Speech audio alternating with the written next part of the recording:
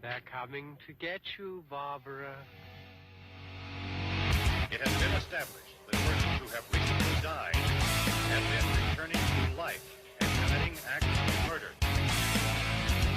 The unburied dead are coming back to life, seeking human victims.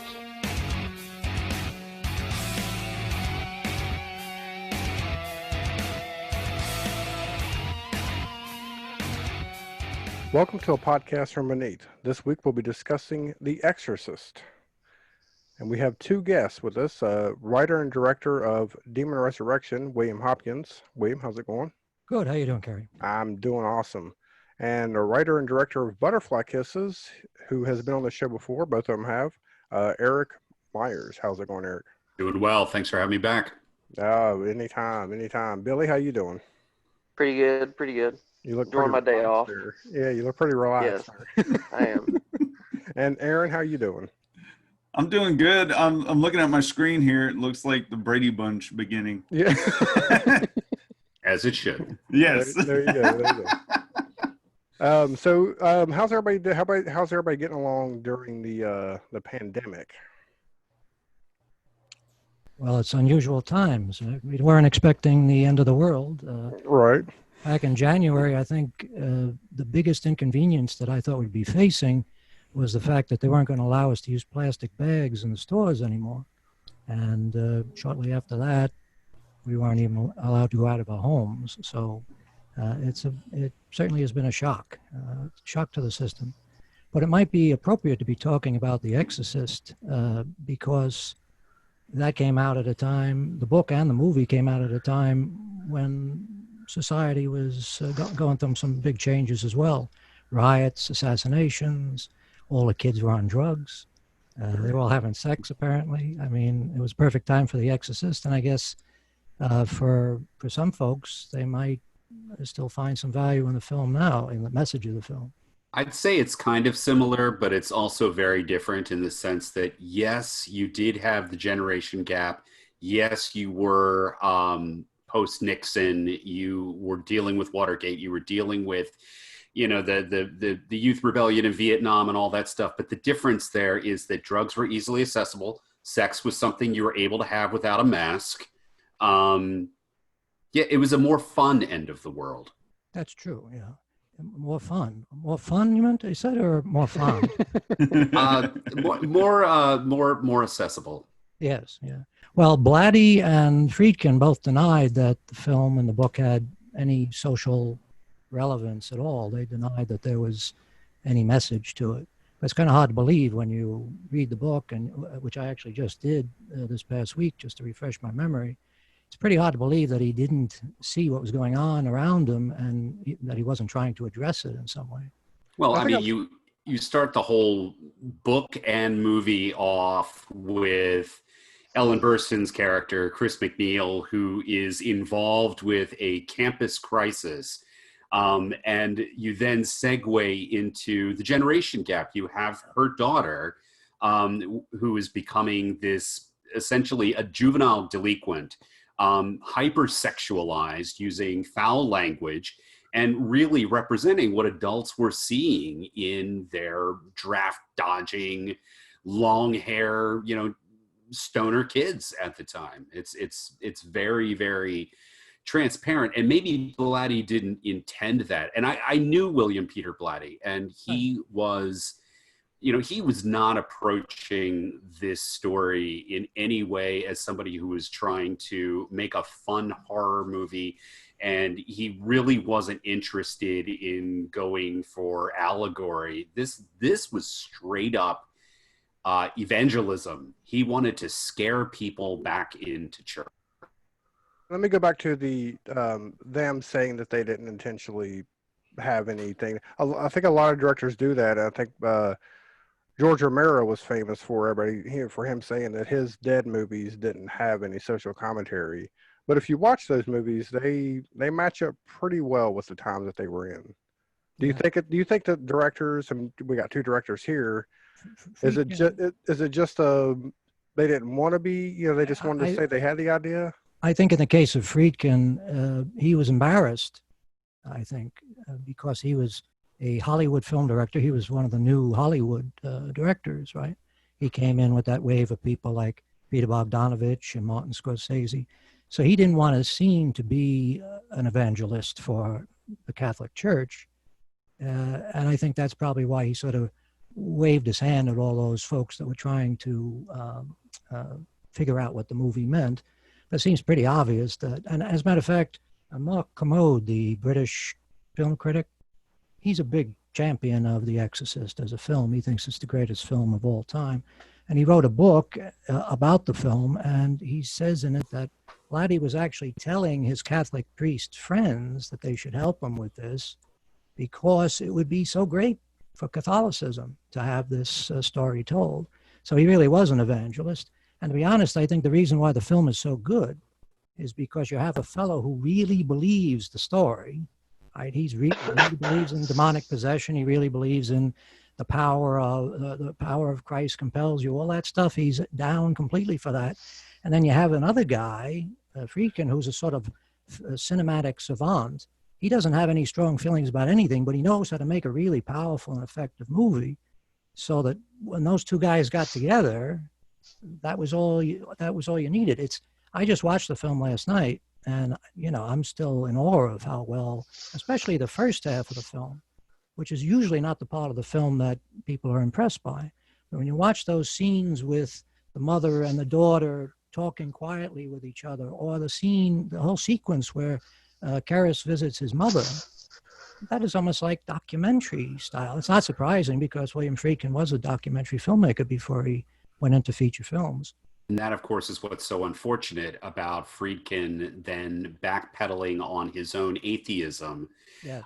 To recut the film and create what was originally called the version you've never seen, which is essentially Star Wars in anything but name, with this terrible, intrusive soundtrack now, where this film originally used very, very sparse music, and now there are all of these cues that have been jammed in there. There's CGI all over the place, and he has taken so many of the scenes that Blatty felt were so important in the novel and in the original shooting script that just underlined and overemphasized these very Catholic themes. They've now been reinserted, and it's completely changed the flavor of the film.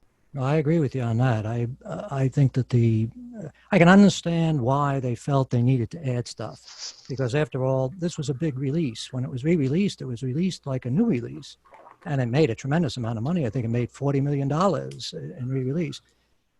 So they come to Friedkin and they say, look, we can't do this unless you're willing to put something back in. And they stick in the spider walk sequence, which was unnecessary, and all the scenes that you're talking about. And I have to admit, the most puzzling thing, I can understand why he put the dialogue back in, because William Peter Blatty had been bothering him for 30 years to do it. But why put that new music in? It destroys those scenes. Those scenes played perfectly, like Lieutenant Kinderman talking to Karras. That doesn't need any stings or cues to try to hype up the emotion. And when you put the music in, it saps the strength of the dialogue. You stop paying attention to the dialogue and you start paying attention to the music, which is exactly the wrong thing to do. Right, Yeah. just the Lee J. Cobb's performance as he's describing the Burt Dennings character with his head twisted around backwards was so strong because, it, as you said, it had a very documentary aesthetic to it. And so you felt like you were eavesdropping on a real conversation. Now it plays like a scene in a film, in a horror film. And Now, do you think with what you're saying, the changes with the music and everything, you think those were, people like, hey, man, we got to do something different. We can't just have it like this. This is what other movies are doing, so we're going to do it too. You know what I mean? The suits get involved in things, or the money gets involved with things. You think that's probably why they did it that way? Honestly, my impression would be The Exorcist is one of those films that's a victim of its own reputation. And it is so frequently lauded as being the most terrifying film of all time. in much the same way that its sequel, The Heretic, is often called, the worst sequel of all time. Yeah. And while I agree with it being perhaps the worst sequel to a fantastic film ever made, anybody that thinks that's the worst sequel has not watched many movies. But regardless, the fact is that this movie has such a profound reputation that when it was re-released in 2000, there were so many kids or teenagers or even adults, particularly in Great Britain, where the film had been banned as a video nasty, who were getting the opportunity to see it for the first time. And it was in so many ways an old-fashioned film that it was boring, it was laughable, at least by contemporary standards. So I really feel like a lot of those things that were jammed in there, a lot of the CGI and the music, was to try to modernize the film, which simply works against what makes it a period piece. I think it's a very timeless film, but it is representative of what, New Hollywood was doing in the 1970s. Now, Billy, you're the youngest person on here. What did you think of The Exorcist? And when did you first see it? I probably saw it when I was probably like 13 years old. And like movies never really scared me. Like only a few scared me, like Hellraiser. But The Exorcist was one of the movies that creeped me out. Like it,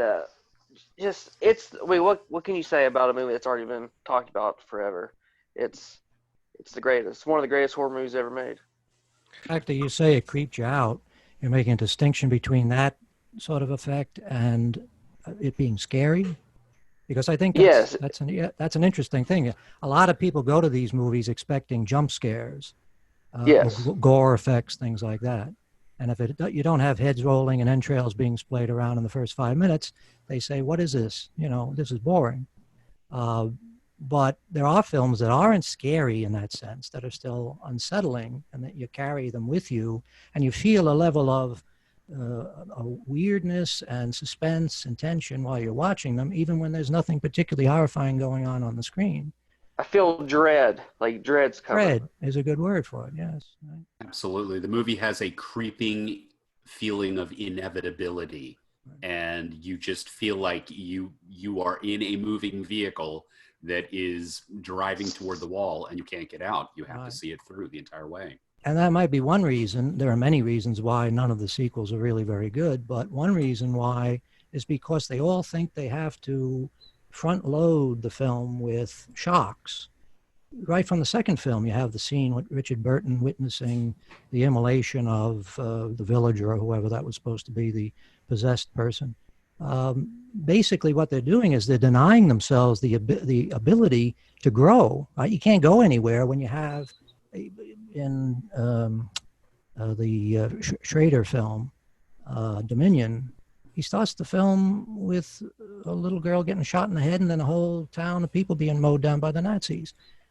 Where can you go after that? Right? Well, that's the thing. And I don't want to veer too wildly off course, but I mentioned that I thought that this is, and I think it's a pretty indisputable fact, that this film is a victim of its own success and reputation, but that translates to the entire franchise. You have this film, which was lightning in a bottle for so many different reasons. And when you come to The Heretic, this was a film that was self-consciously trying to be the opposite of The Exorcist in so many ways that it had to be recut in the theaters during its opening week of release. That had never happened before. And so then the third film is shot, at which point you have the artist who decides, well, this is the story I'm going to tell. And then the studio going, no, we have to make The Exorcist again, because look what happened with the second one. And then you end up with reshoots and multiple versions of the film.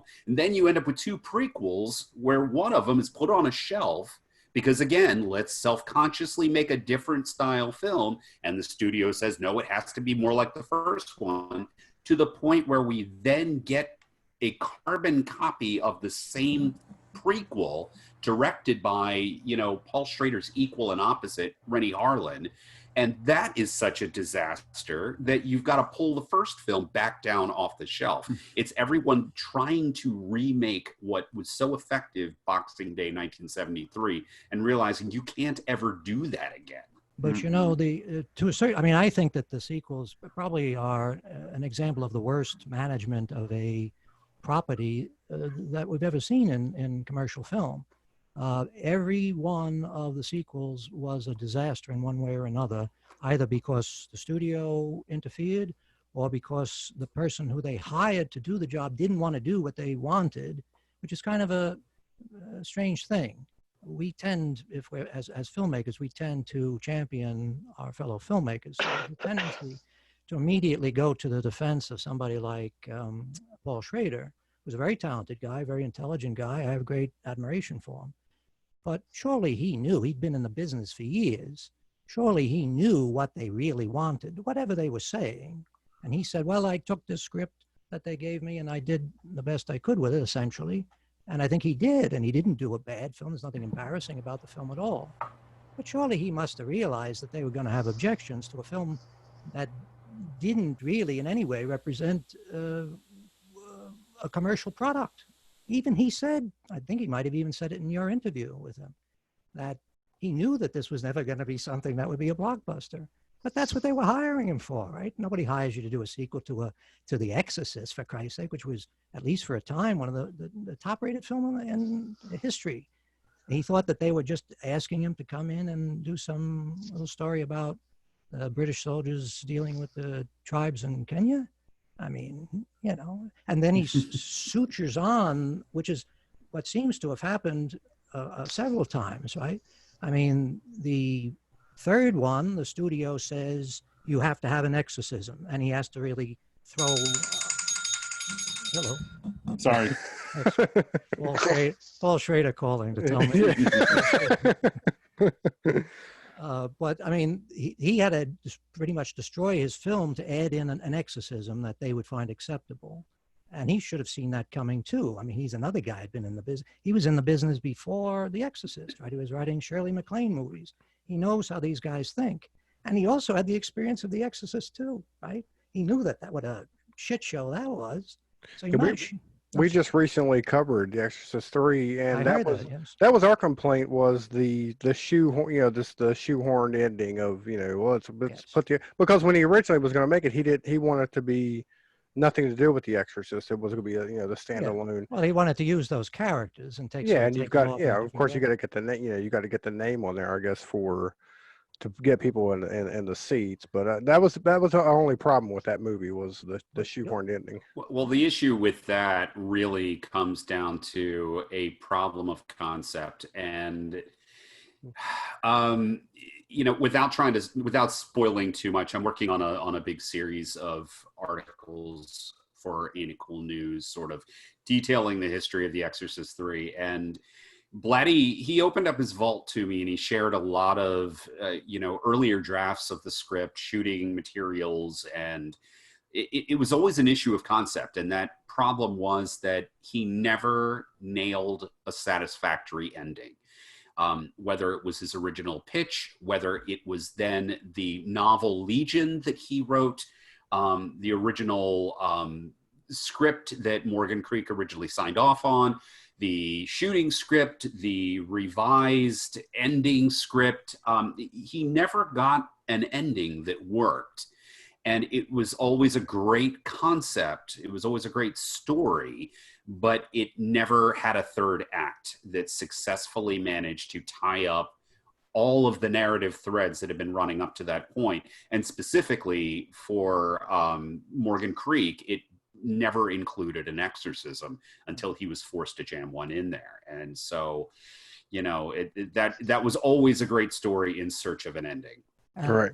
And the ending that he actually ended up with in the book, if I'm not mistaken, I haven't read it, just has Lieutenant Kinnaman shooting the Gemini killer. No, that was actually the original ending that he shot, which was incredibly anticlimactic. And the book just had the Gemini killer spontaneously dying. Oh. It never built to anything. Right. So.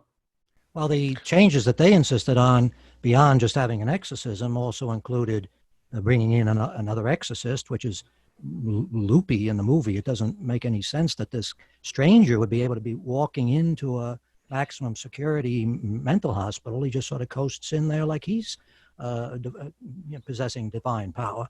And the business with working Jason Miller in, that sort of confuses matters too, because is it the Gemini killer or is it Father Karras?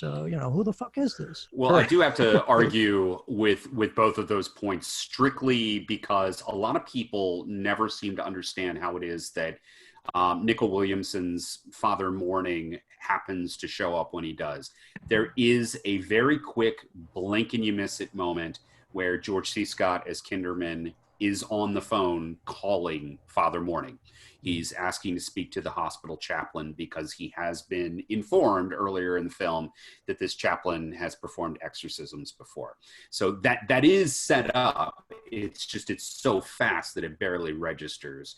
And the other side is that I think that as many people who complained about the alternating visage of the Gemini killer, is it Jason Miller, is it Brad Dourif? I saw that film in the theater on opening day when I was 14, and it blew my fucking mind.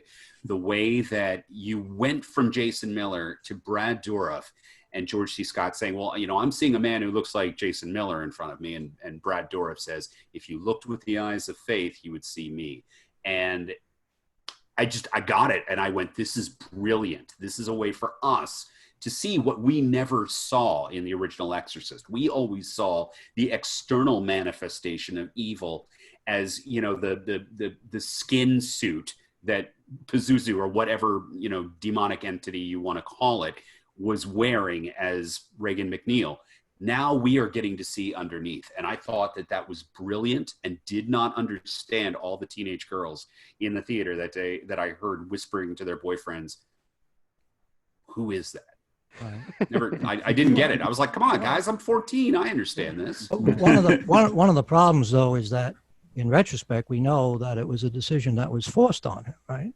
Sure. He didn't want to do that. And actually, Brad Dourif, if Lieutenant Kinderman looked at him and said, that man is Father Karras, then we would accept that because he is not the same actor that played Kinderman in The Exorcist. And the guy who's Ed Flanders is not the same guy that played Father Dyer.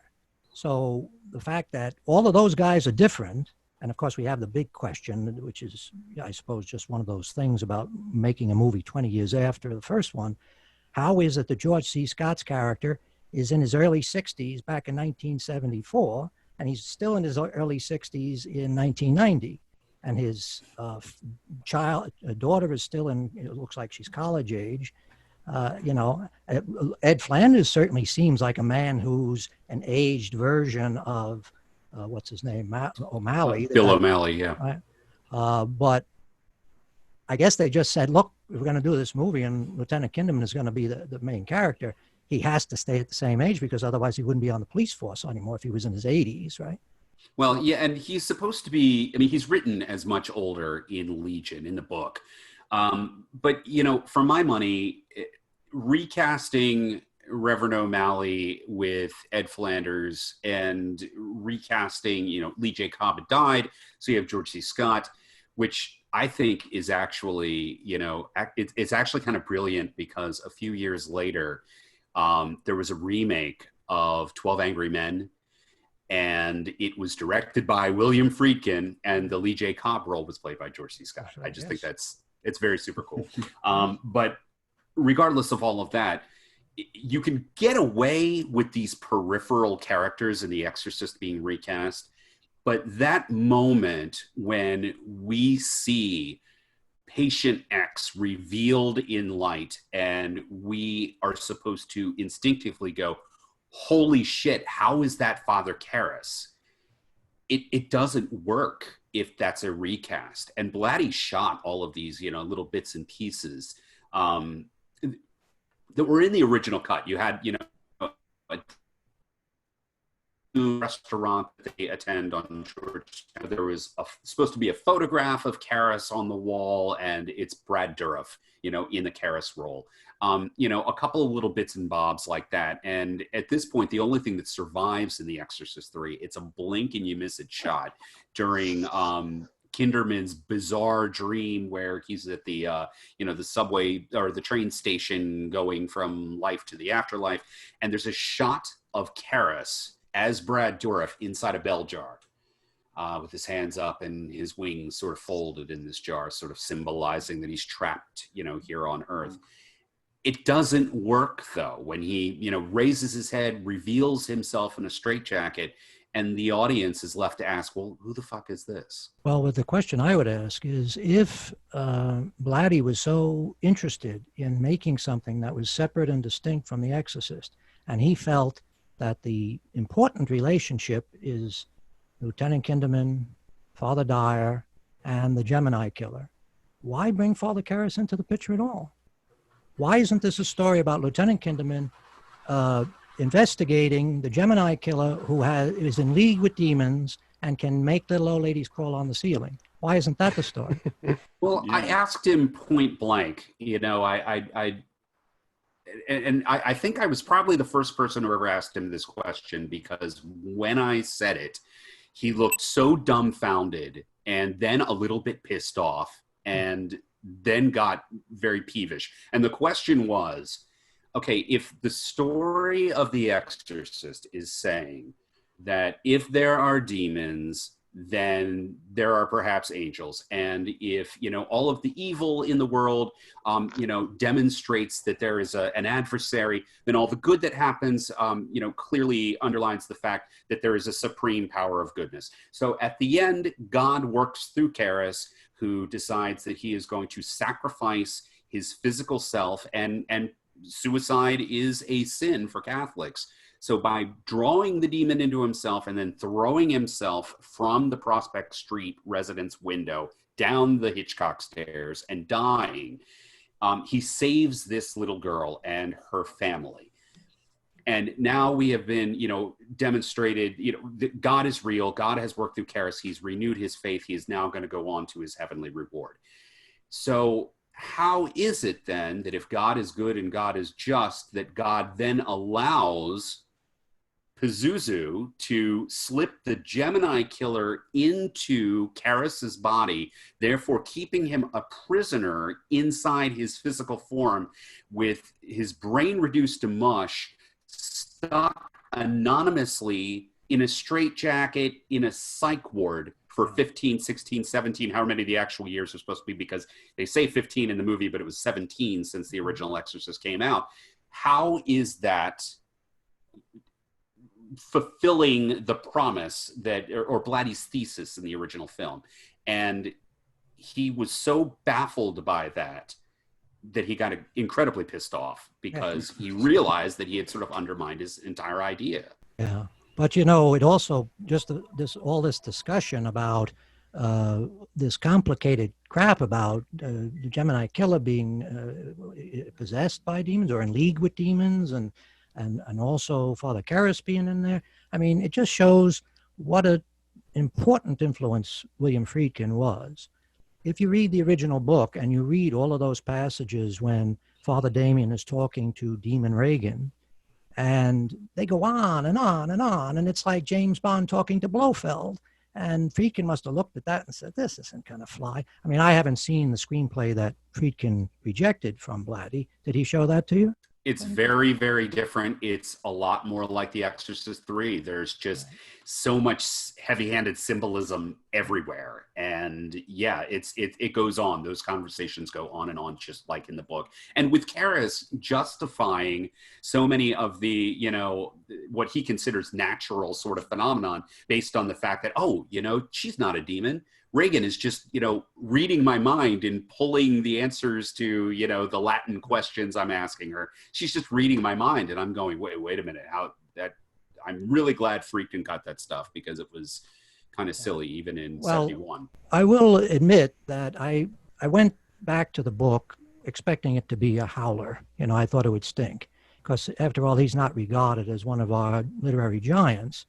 And in a way, I came back with a different feeling. I have respect for him as a writer, because I think some of the things that he's doing are actually very clever if you have the agenda he has. Sure. As an evangelist for an idea, he picked an extraordinarily sophisticated and clever way because he makes you, even if you're a non-believer, he makes you come along with him and reach the same conclusion. He has like pages of discussion of different types of theories of why this might be happening. She's got a brain lesion. She's got various psychological problems. And what he's doing is he's sort of building this bulletproof case for exorcism, for demonic possession and exorcism. He forces the reader to say at a certain point, yes, she's possessed by the devil. There's only one thing you can do, and that's exorcise her. And that's important because there's a lot, if they had just jumped to the exorcism right at the beginning, there'd be a lot of people saying, oh, wait a minute, she's not really possessed. Why don't you send her to the doctor first? Why don't you get a psychiatrist? So that was very clever of him, I think. He anticipated every argument against demonic possession. He anticipated and he put it to rest. But from my perspective, the value of the first film is that it's a beautifully made film technically. It's a very powerful film, and it can even make people who find Blatty's message to be,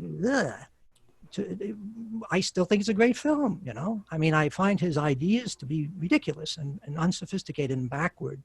And even the idea in Exorcist 3 that he's basically saying that I assume this is what he's saying, serial killers aren't doing horrible things because they are mentally ill. He's saying they got devils in them, and that if you sat and chat with them, they'll come up with all this sort of cackling villainy dialogue.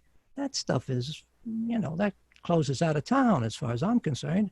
And actually, they did a theater version of this in Chicago of Exorcist 3. I would love to see that. I would love to see how that plays in front of an audience, because that sort of heavy-handed stuff, for me, I think that that's the stuff that the younger generation should be laughing at.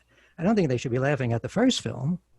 Well, I would recommend reading Legion. The stage play that you're referring to was based on the book rather than any incarnation of the film or any of the screenplays that were written. And the book, I'd really be interested in your take, because considering that you found the original Exorcist novel to have a lot of value due to a lot of the narrative tricks and the procedural sort of quality to it, Legion does not read the same way. Legion is rather, it's probably about 60% an internal monologue where Kinderman is pondering the problem of evil and trying to sort of justify how there can be a God in the world with all the terrible things that happen. And what you see in the film is only a very small percentage of this book. It is really Blatty using what was a very thin skeleton of a story to further evangelize, but to a much greater degree. It's a tough read. It's a very tough read. Well, it wasn't a big success, and I understand he had to actually sue the New York Times for not including it on the New York Times bestseller list. You are absolutely right about that. You are absolutely right. That's not a good sign. Well, since we have two directors on here, I want to get your guys' opinion on Williams' the way he directed the first Exorcist with the because there was a lot of controversy with the shooting the gun. Right. Physically hitting actors. Yeah. Well, I tell you, I don't think that's the sort of thing that you could do today. So even if we liked the idea, I don't think anybody would allow us to get away with it. There is an argument to be made that as long as you have the acceptance of the actors, that you can use tricks like that. I mean, he wasn't firing a loaded gun. I assume it was a gun with blanks in it. I don't think the actors even today, Ellen Bursten certainly doesn't seem to be recalling those things with fondness, especially since she came away with a permanent back injury, apparently. But I don't think they're really useful techniques, but the fact that he had to resort to that is an indication of he was going for complete realism, and he knew he couldn't, there was nothing else he could do to trick the actor into giving a realistic performance in those situations. When he slapped O'Malley to get the proper reaction when he was holding Damien's hand at the end and giving him the last rites, that's a very powerful scene, and it works because his hand is shaking. You can see the emotion in him at that moment.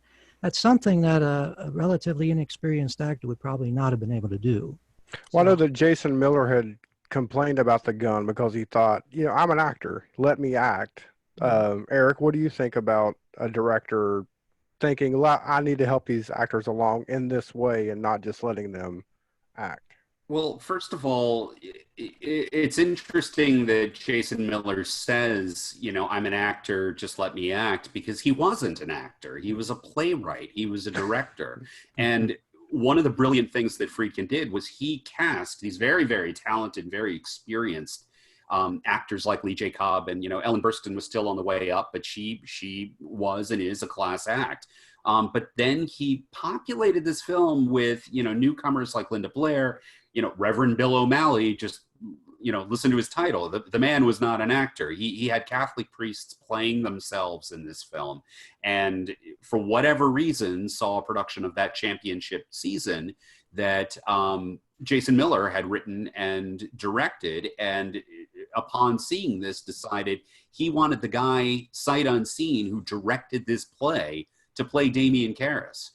Whatever weird, bizarre antenna that he had that was sending, that was receiving signals from God or Saturn or whatever, Friedkin made a masterpiece by making incredibly unconventional choices. And whether that was casting non-actors or firing off blanks or hitting priests across the face, I mean, it was the wild, wild west of filmmaking at that time. It was the collapse of the studio system, and you had Friedkin and De Palma and Scorsese and Coppola and Lucas and Milius and all of these film school guys who were coming in and breaking all the rules. People who were accustomed to making films like we are, with scotch tape and popsicle sticks and very, very small budgets, having to come up with unique and creative ways to tell unique and creative stories. It's just that now, instead of scotch tape and popsicle sticks, they had money, they had cranes, they had, Panavision. They were able to apply all of those film school techniques with a Hollywood budget. And so my feeling is, and it's been said by a billion directors before me, it sucks today, but film is forever. And when those actors and when that crew signed on and said, we're going to be working all day for months and months in a refrigerated set, and we're going to be getting paid for it. I don't have to like Friedkin personally, but the end product really speaks for itself. Yeah, and he isn't known as being a particularly lovely man, nor was Blatty, from what I understand. I don't see many people who are saying that he's the most lovely. He's not like the Peter Cushing of film directors. He's not somebody that everybody came away with nice stories about. But the fact is, while we would hope now we would find better ways, less risky ways than firing a gun on a set, even a gun with blanks is dangerous. We could take that idea and find other ways to maybe get a surprise out of our actors, or put them in the proper frame of mind to give them the right emotional cues, because that's the big problem, at least it's the problem that I had as a director, is that I'm thinking that the actor is my collaborator in telling the story. So I'm approaching them with, well, you should do it this way because I want to achieve a certain effect later in the movie, and I got to set it up for that, or maybe the people won't understand unless you say it a certain way. Actors can't use that. Actors need you to tell them the emotion of the scene, right? That's what the director has to convey. How do I feel in this scene? Because the way you feel is the way you're going to act. And so he had his techniques. Maybe it didn't make him very popular. Maybe there are people of the surviving cast that still have their resentments. But I like I say, when I watched the first half of that movie just by itself, there's so many scenes in it where I'm in awe of what he was able to achieve. And it is him. And it's one of those strange instances where a director, they had their finger on the pulse. And then with the very next movie, it was just like, well, they went a step too far, or they lost their way, and he never made, as far as I can see, a film that comes anywhere near The Exorcist. Billy, let me ask you a question. Whenever you said that the movie didn't scare you, but it, I guess, creeped you out. Yeah. When you watched as a kid, did you ever think I could actually be possessed? Like, did you think that part of it was real, or No, not really. It just made me feel very uneasy. It was it was kind of like disturbing to me. Like probably because of how the makeup was and the voice, her running down the stairs all backwards or whatever. That creeped the hell out of me. Aaron, what about you? like- Whenever you first saw it, what were like your first initial thoughts on it? Man, I just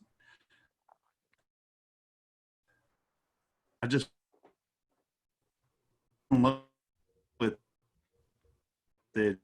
He's cutting in and out there. You're cutting out, man. Yeah. It's one of my favorite horror movies.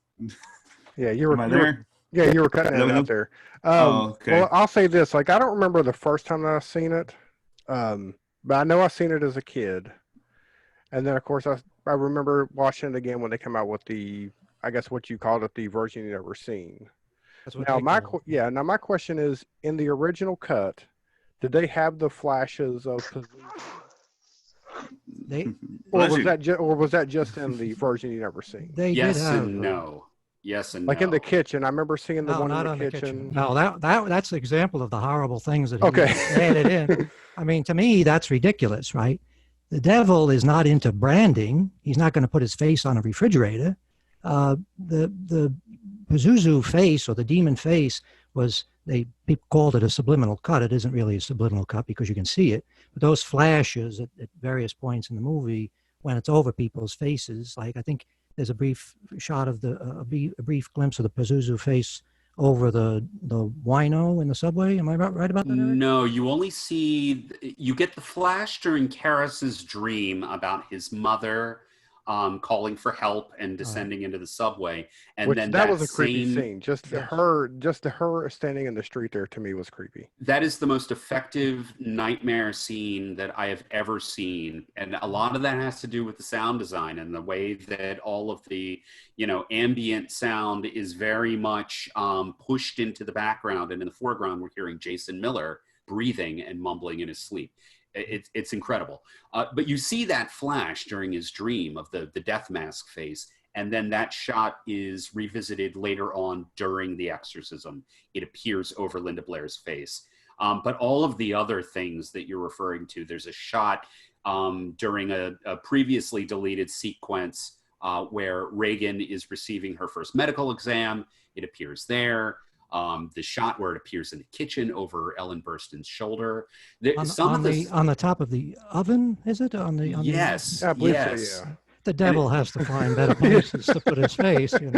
And here's the weird part, that there were actually, and this is another Star Wars special edition sort of illusion, because when the film was released in 2000 in the cinema and then was released on DVD, there were all of these changes and all of these subliminals that have been added in. And then when it was issued for the first time on Blu-ray, and unlike George Lucas, William Friedkin allowed both versions of the film to coexist. The version you've never seen has now had some of those elements removed. I noticed So that, you can only see them on the 2000 DVD, but it was very surreal. I watched The Exorcist with Blatty, and he was not aware of some of those elements that had been added in. There was a terrible shot where Ellen Burstyn opens Linda Blair's bedroom door, and you get this flash. It looks like a glow-in-the-dark Spencer's Gifts poster of Pazuzu's face on the back of the door. And then as there's a wide shot and we're seeing down the hallway out the bedroom door as Ellen Burstyn leaves the room and then goes down the stairs, and in the corner of Reagan's bedroom, the statue from Iraq of Pazuzu appears in the corner and then fades away. And I had to point those things out to Blatty. He didn't know they were there. And I was like, it's too bad you did. I can't imagine that eased his mind. yeah. I was like, should have let him but they're pass without knowing these terrible things.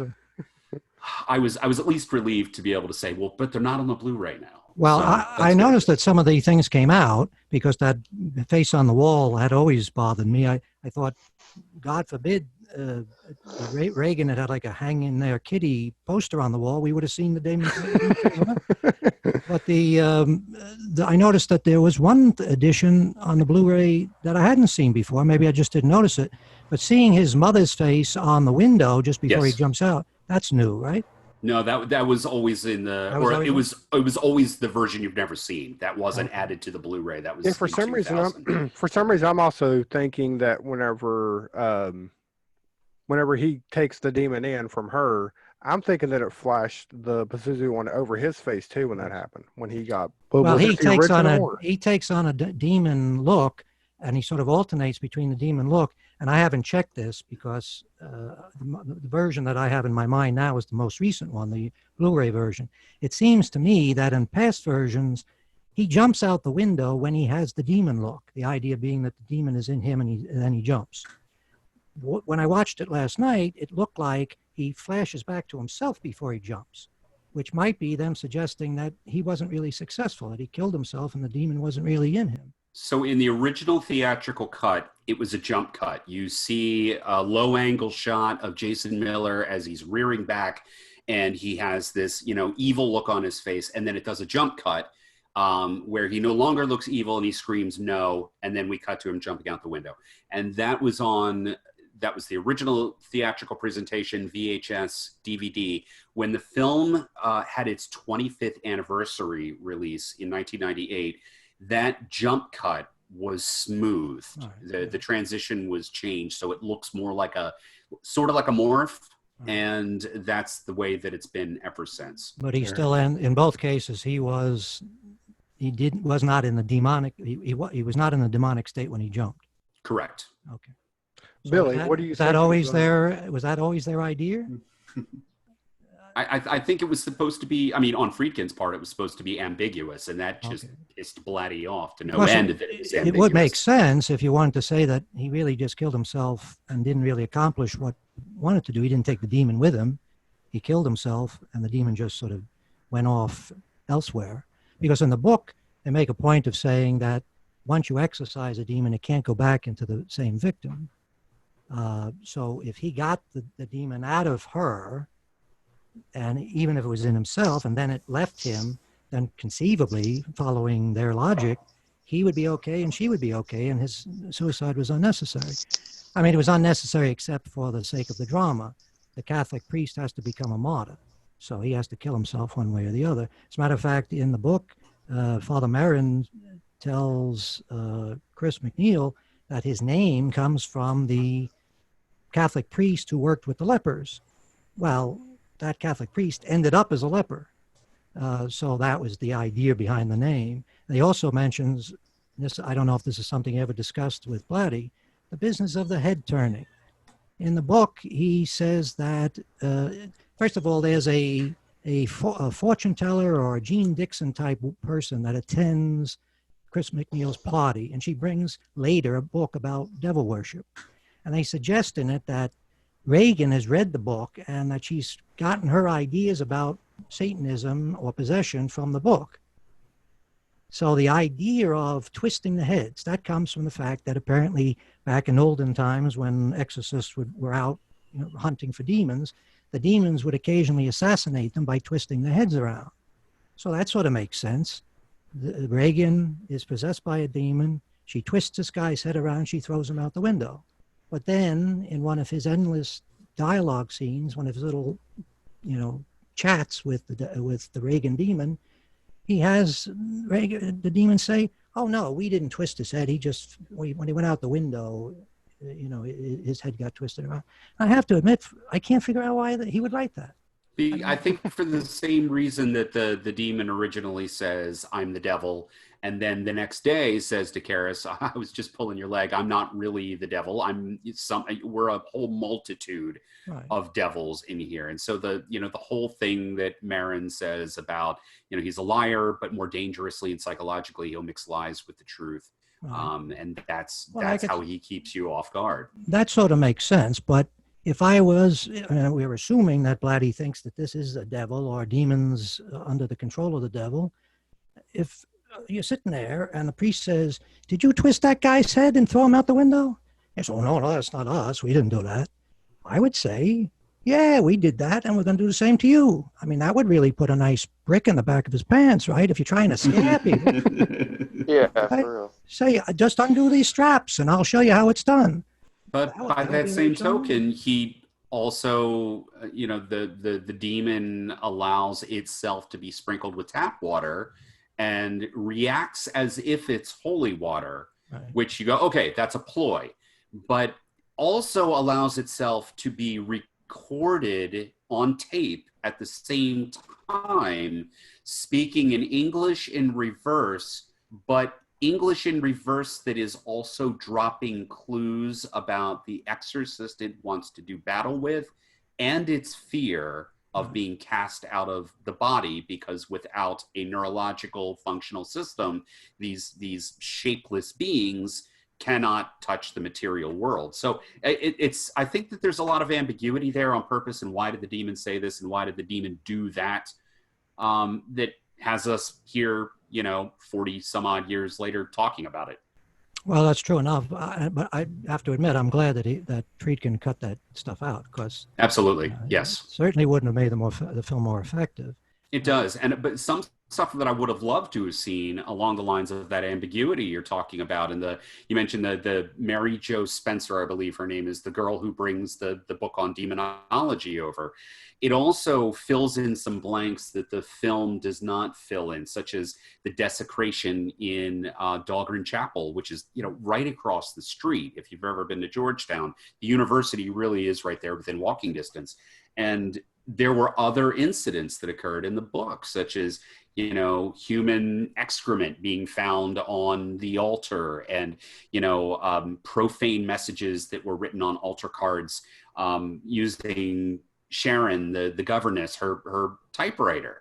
All these things that indicated that Reagan was slipping out of the house after dark and doing these things that Kinderman was investigating. And for my money, the one allusion to that is the most frightening scene in the film, and that is when Kinderman is watching the house from his parked car and looks up at the bedroom window, and you get this shot of a shadow gliding past the window, which in just 1 2-second shot suggests she's playing possum. She can get out of those straps anytime she wants. Right.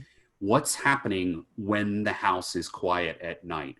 Is she sneaking around the house? Is she leaving the house? What things is she doing?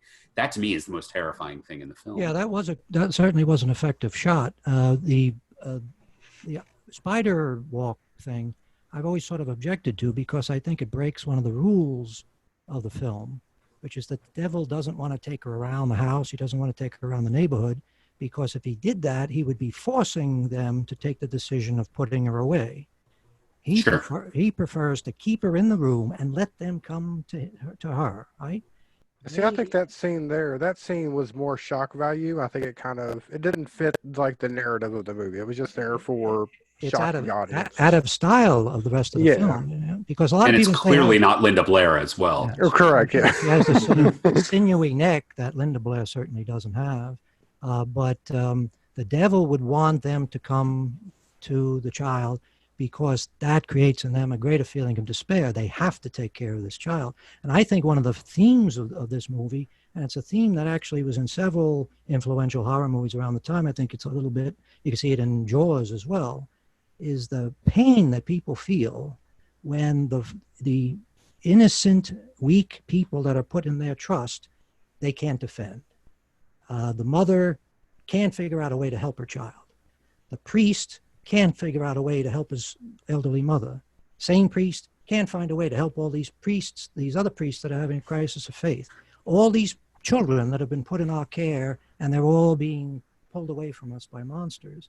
And that's the great, when I watch the film, the thing that strikes me, absolutely the star player, the most valuable player, is Ellen Burstyn, because you see the anguish and the horror in her face. There's that scene when Lieutenant Kinderman comes fairly late in the movie, when he comes to continue the discussion, and she says at a certain point, "Do you want a cup of coffee?" And rather irritatingly, he says yes. So she has to get up with the cups and walk into the kitchen, and her hands are shaking. And you look at the expression on her face, and it's more horrifying than a lot of the things that are actually considered shock scenes in the movie, in my opinion. William Peter Blatty's problem, I think, is that he had this particular thing that he was pushing all the time, that his idea of heaven is sort of an all-male world where everybody will sit around and quote S.J. Perlman, or quote the Bible, or quote old Marx Brothers movies. They'll have some scotch, we'll smoke, and the women will all be in the kitchen, right? And in The Exorcist 3, that's really true. I mean, you look at the women in that movie, there's nobody who has any agency at all, right? They're either weird creatures like that nurse who can't put on lipstick, Mm-hmm. and I assume he made her weird because it was sort of a rather primitive attempt to make her the red herring of the story, that people would think that she's the murderer or she's the one that's being possessed by the Gemini killer. And if you notice, she's wearing a red sweater through the entire movie, so she's a literal red herring. Yeah. Little red herring, yes. And the other women in the film are either his family, and they're always seen in the kitchen, it seems. Zara Lambert, who's a wonderful actress in her own right, she spends all her time over the sink or over the stove. And I never thought of this. And Zora Lambert is dubbed. It's not her voice. I noticed that. Was she suffering some sort of vocal problem? Or she had a throat problem or something? From what I was told, that was a studio decision. Oh, is that right? Yeah. That's unfortunate. It really takes a lot away from the realism of that scene. You would think the one thing that you could do right in a fairly big budget movie is get a scene with a guy talking with his family. You know, that shouldn't be that hard, right? And right from the beginning of the scene, when George C. Scott comes in the door, she's talking in a dubbed voice. She's obviously been looped. And he hasn't set the scene up so that you can see that there's another person in the room. So you have to do this sort of awkward cut to the mother-in-law, and she sort of nods her head, just so you know she's there. She's not nodding in time to anything that's being said, really. And, you know, it just is not well done. And I think that's the big problem. He really wasn't a director. And he couldn't get Friedkin, apparently, to, I understand Friedkin was interested originally. They talked about him doing Exorcist 3. He had a million and one reasons for deciding he didn't want to do it. There's the story of the $500,000 lunch where after The Heretic was such a disaster, Warner Brothers came to, you know, they're realizing we have a potential franchise here. This is post Star Wars. So they come to Friedkin and Blatty and say, look, we will give you $500,000 to have lunch with us and to pitch us an idea for an Exorcist sequel that you two will do together.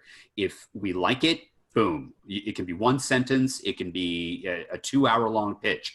If we like it, we'll sign you right there. And if we don't like it, you get $500,000 to split and we walk away.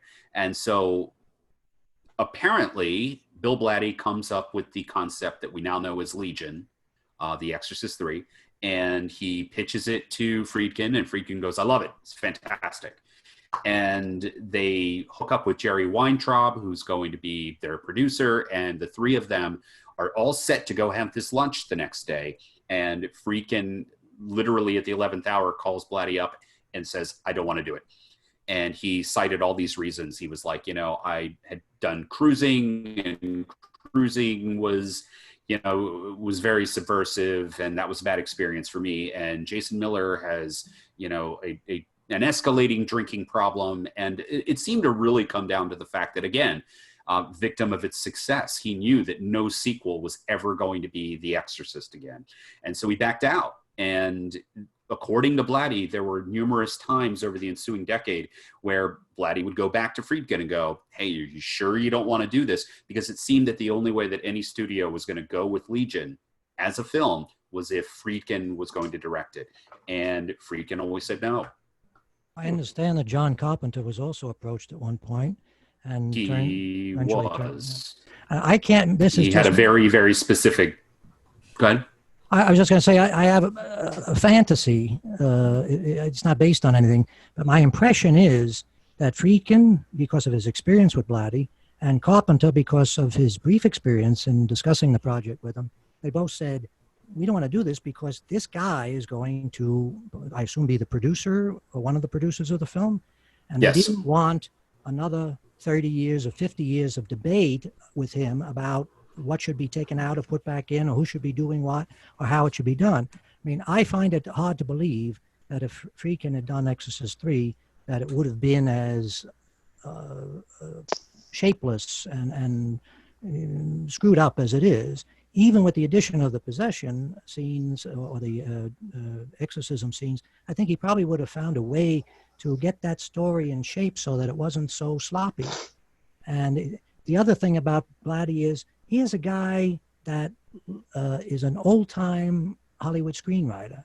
He was famous before The Exorcist for writing the screenplay for A Shot in the Dark, a Peter Sellers Inspector Clouseau movie. Right? Yeah. His other claim to fame is he apparently did some features with Shirley MacLaine. He knew Shirley MacLaine. Shirley MacLaine apparently was interested at one stage in doing The Exorcist. He based Chris McNeil on Shirley MacLaine, right? Right. She must have taken as a great compliment. And it's McLean's daughter who's on the photo, the cover of the original Exorcist novel. I think I have it here. She's hidden behind the thing there. Oh, that's her. I don't know why he thought he could get away with that. But I don't know if she ever sued him or anything. But I mean, he likes old-time Hollywood banter, and all of his scenes, including those wonderful scenes with C. Scott and Ed Flanders, where they play it perfectly because those are the guys to do that. But it's not tonally correct for a movie of this kind. I mean, he's making us love these bantering old men like they're the Sunshine Boys, and the next minute the guy's got his head cut off, for Christ's sake. That's not the way a movie like this should work. The audience is here, and then they're there, and then they're here, you know. If you know anything about Blatty's problems with the original film, the original Exorcist, you know, he had issues from, you know, prior to the film being released, because apparently the version that we now know as the version you've never seen was the original assembly. And if you know anything about filmmaking, which I know you do, your assembly is not the same thing as a director's cut. And it is longer, it has so much superfluous content. And when Friedkin decided to chop those 11 minutes out, Blatty became such a pain in the ass, being a producer as well as the screenwriter on that project, that Friedkin had to have Blatty barred from the editing suite.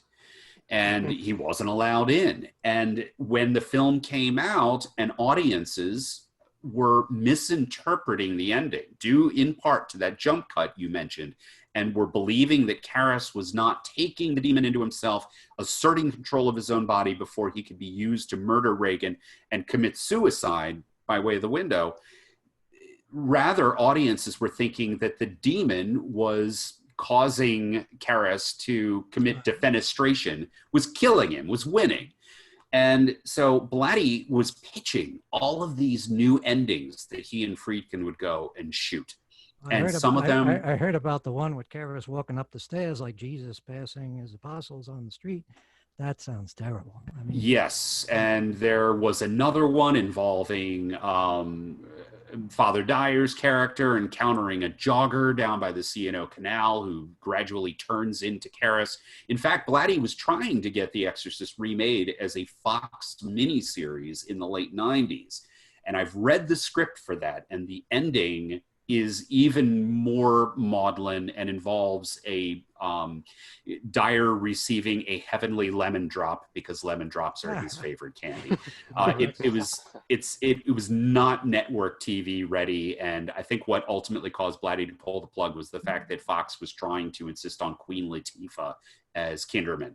So at any rate, the point is that yes, Blatty was a guy who kept wanting to go back to that film and kept wanting to add new content and clarify things. And if you've ever seen his directorial debut, The Ninth Configuration, that is also a movie that exists in about 6 or 7 different cuts because he kept recutting the film.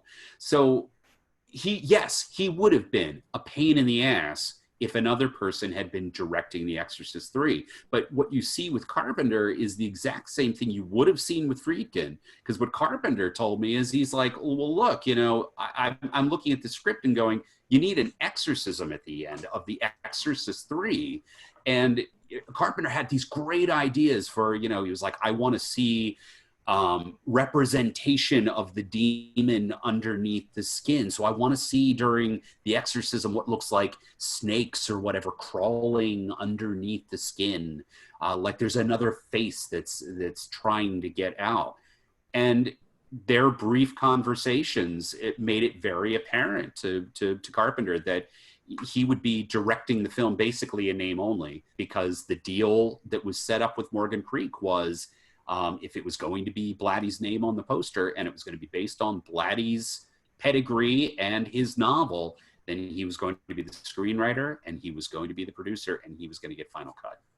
And yes, that's why you end up with this film that seems to be looking over its shoulder at what Blatty had done prior to The Exorcist, because The Exorcist in many ways killed his career as a comedy writer. And so it was almost like he was trying to say to everybody, I'm using The Exorcist 3 as a backdoor pilot for resuscitating my career as a comedy writer, while still putting it in a horror sort of delivery system. Those scenes are charming, and I think, Gary, when you discussed this, I think there was general agreement that you love those scenes, right? Everybody the scenes between George C. Scott and, I keep wanting to say Ned Flanders, but I know it's not Ned Flanders. I could have watched an entire movie of that, just those two characters. I wish it had been that, right? I mean, that would have been wonderful. But the unfortunate thing is, and this is true with the ninth configuration as well, that sometimes people who have, it's what's the Dunning-Kruger effect? It's the people who don't know what they know, or certain that they know it, or whatever. They don't know what they know, what they don't know. They're ignorant of their own ignorance. And he seems to be completely convinced that to make an effective horror movie, you have to have this sort of like opening show, this little comedy routine first. That's a way to get the audience to sympathize with the characters, to make them lovable, and to have this sort of banter. And to be honest with you, as a comedy writer, some of that banter is pretty stale shit. In that one scene with a nurse, another sort of brainless woman, they have one conversation where a sort of brainless woman approaches them as a waitress, right, and asks if they want a drink. And then they're in the hospital, and a brainless woman comes in, mistaking the room. She's in the wrong room. She's looking for Schwartz. And that sets the line of jokes off, right? Oh, Schwartz, May the Schwartz be with you. May the Schwartz be. Isn't that terrible? And wasn't Spaceballs already out at that time? 3 years, yeah. And he tries to do 2 on a match. He says, "Go in peace, my child, and then may the Schwartz be with you." Any editor, I don't know who edited that movie, maybe he did. Any editor would say, "Bill, 1. I'll get away with 2." And it doesn't even make sense that he would say, "Go in peace, my child," because the whole point of the scene is she doesn't know he's a priest. If she knows he's a priest, she wouldn't be calling him Mr. Schwartz, right? So it doesn't make any sense that he would use that gag. He wouldn't get a response from her. She would just think he's a crazy old man. Well, I got to throw out there, not to cut you off, but Blatty fired the original editor. Oh, yeah. He fired the editor of the film, and he brought someone else in to do it at the end. So you mean our chance of having May the Schwartz be with you cut out was lost when that? I believe it was, and he in fact, one of the beliefs that the editor had was that the reason he was fired was the fact that, and the editor is very, very generous, Todd Ramsey, when he discusses his involvement with the film. He has mentioned a few things in such a way that suggests that Blatty very much a novice when knowing what to do with the camera, and that, anybody out there that's listening right now or watching this that has any idea with what the 180-degree rule is, or what is commonly referred to as the action axis. It's the way that cameras are situated in order to shoot dialogue scenes, so that the space that each character is occupying at any given time. Blatty was apparently breaking that rule repeatedly, which was making it very, very difficult to edit a lot of these very, very long dialogue scenes. And the thing that was the tipping point was the fact that at the beginning of the film, we see a flashback to the final moments of The Exorcist, or the climax of the film, in which Father Karras is falling down the Hitchcock stairs. And in the original movie, the stuntman threw himself down the stairs, and they had to shoot that sort of in pieces. And if you've ever been to the steps, it has several landings going down. I mean, those steps are almost vertical. It is a very, very frightening thing and can give you vertigo. But nonetheless, there are opportunities. These landings are built there in part to make sure that anybody that falls isn't going to go all the way down.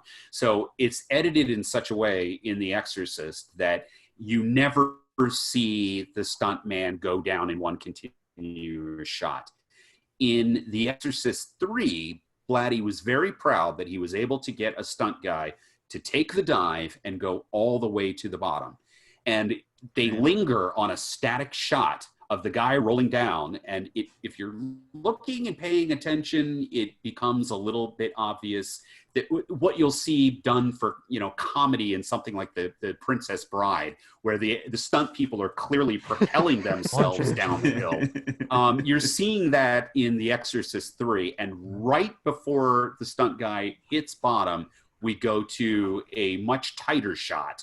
And it's also apparent that the stunt guy is covering his face as he's going down because he is not Jason Miller. Right. And that pissed Blatty off so much that his beautiful one-take master had this 1 second or 1.5 second insert at the very, very end that was what caused him to fire his editor. Now I want to go back to, because I had some thoughts today about the original, and kind of two things. So, like, if this movie had came out today, you could easily say that that it was a metaphor for, let's say, mental illness, right?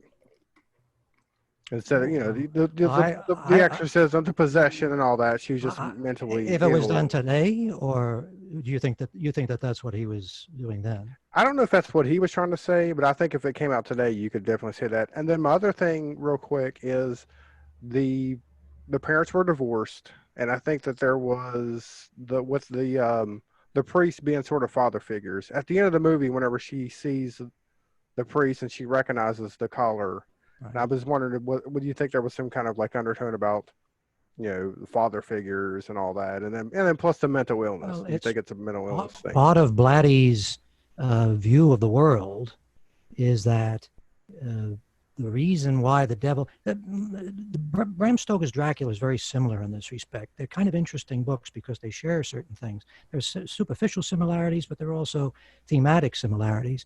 But one of the things that Bram Stoker and William Peter Blatty might have agreed on is that evil isn't in us good British folks. We're great folks, evil comes from over there. It infects us. Our only fault is when we leave the window open. And in Chris McNeil's house, there are all sorts of things that, according to Blatty, are opportunities for evil to get in, right? Her assistant, according to the book, is interested in Eastern philosophy and things like that. The child is allowed to play with a Ouija board. Well, we know, going back at least to the 30s, there were people in the Catholic Church, Christians in general, that said the Ouija board is, the gateway or the pathway to evil. Ouija board, incidentally, Ouija is owned by Hasbro. Right. Mm-hmm. So there are some folks who got, pretty screwy ideas about this. But he was right to put that in because he was doing this sort of slow stepping towards the idea of the shock scenes, the obvious instances of demonic possession. You couldn't start that at full force. You had to do little things. Apparently the rats in the attic, right? That's something everybody's had the experience with. So you say, okay, well, that's like a first little step. Something's funny is going on. We're hearing funny sounds. Then the next thing is the business with the Ouija board, the business with her candle flaming up when she's in the attic. And I thought the Ouija board, the planchette moving away from Linda Blair and the candle flaring up, those were interesting because it seemed like the filmmaker was allowing us to see stuff that the characters were sort of ignoring. Maybe they wanted to ignore. If she had been in the attic and the flame from the candle had practically reached the ceiling, she would have stopped and said, "What the fuck is going on? There's something strange." I would have left right then and there. What he does very cleverly is immediately have her distracted by Carl coming in the attic. And so in her mind, she's she's not even going to think about what happened with the candle. She's thinking, oh, it must be just because I was scared by Carl suddenly appearing.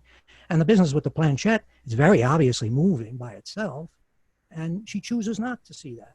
So what? And it's good that she doesn't, because it's not the time in the movie yet when the character should recognize that the devil is afoot.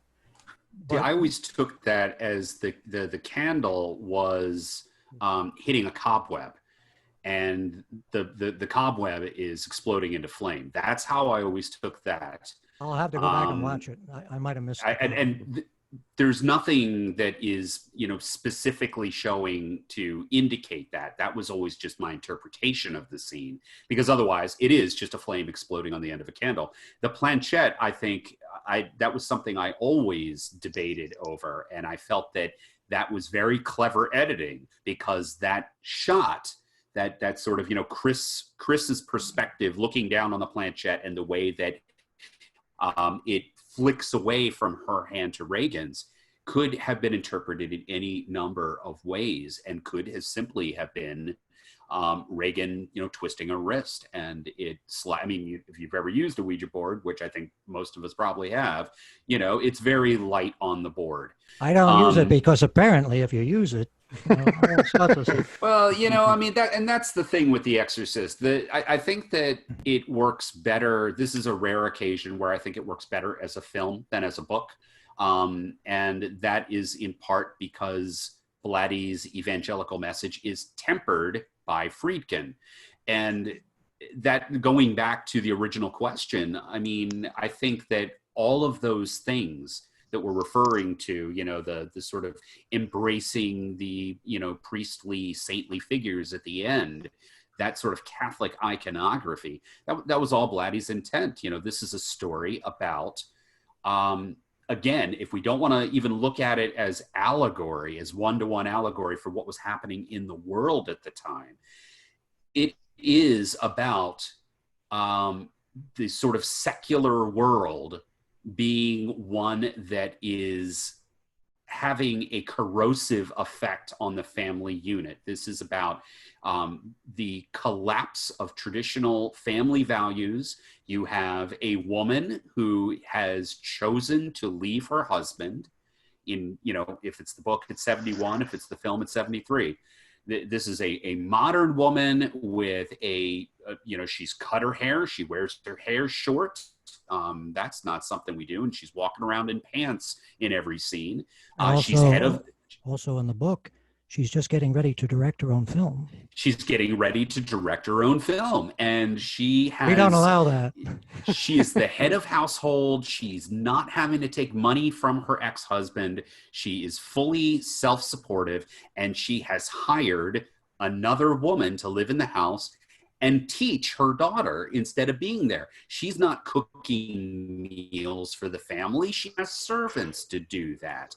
And she's working all day. She's putting her career first. And her daughter is essentially, metaphorically or literally raped by an invasive outside presence. And the only way to save this family is to turn attention back to where it should have been in the first place. And that is the church. That is traditional religious values. And at the end, that recognition, that embracing of the Catholic iconography and religion's place, its importance in our world, that's Blatty's message, and it's not one I get behind, which is partly why I prefer the film. Yes, and that time, that period in film history, most of the other films that were really critically and commercially well received all sort of took the God is dead position. For Blatty to come along and give this very message to a lot of people that evil isn't in you, evil comes from outside, that's something that people were ready to embrace. And it's worth noting that apparently after the success of The Exorcist, there was a tremendous influx of men signing up for the priesthood.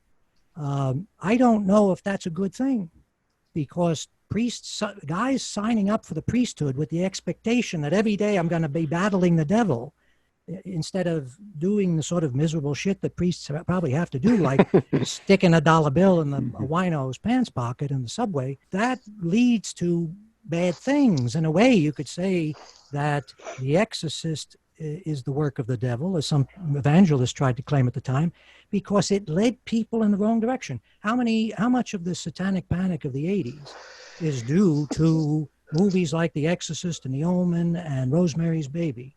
Rosemary's Baby I'll leave on itself because that's a sort of social satire, but still those ideas that witches and cultists are among us and we have to protect our children, that's why we got the McMartin preschool situation, right?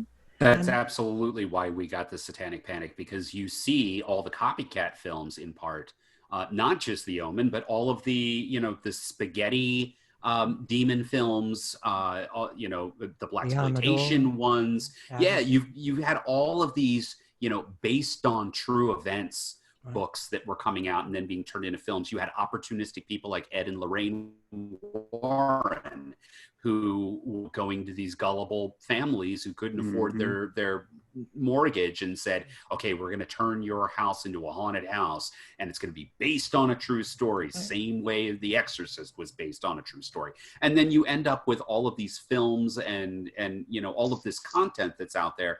It just, none of it has Blatty's sort of message, whether you approve of that message or you don't. It was simply, it was schlock designed to entertain and to scare, and it worked on that level. But you're absolutely right. In the same way the X-Files sort of tenderized society so that we're now in a position where nobody ever believes anything. Everything's a conspiracy. The government is always in the wrong.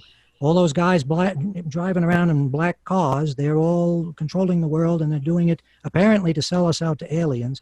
That whole thing is the result of these movies and these TV shows. And I can't think that William Peter Blatty was pleased to hear that The Exorcist 3 was like Jeffrey Dahmer's favorite movie. Yeah, exactly. And I think that says more, and it brings it right back around to Blatty's intent.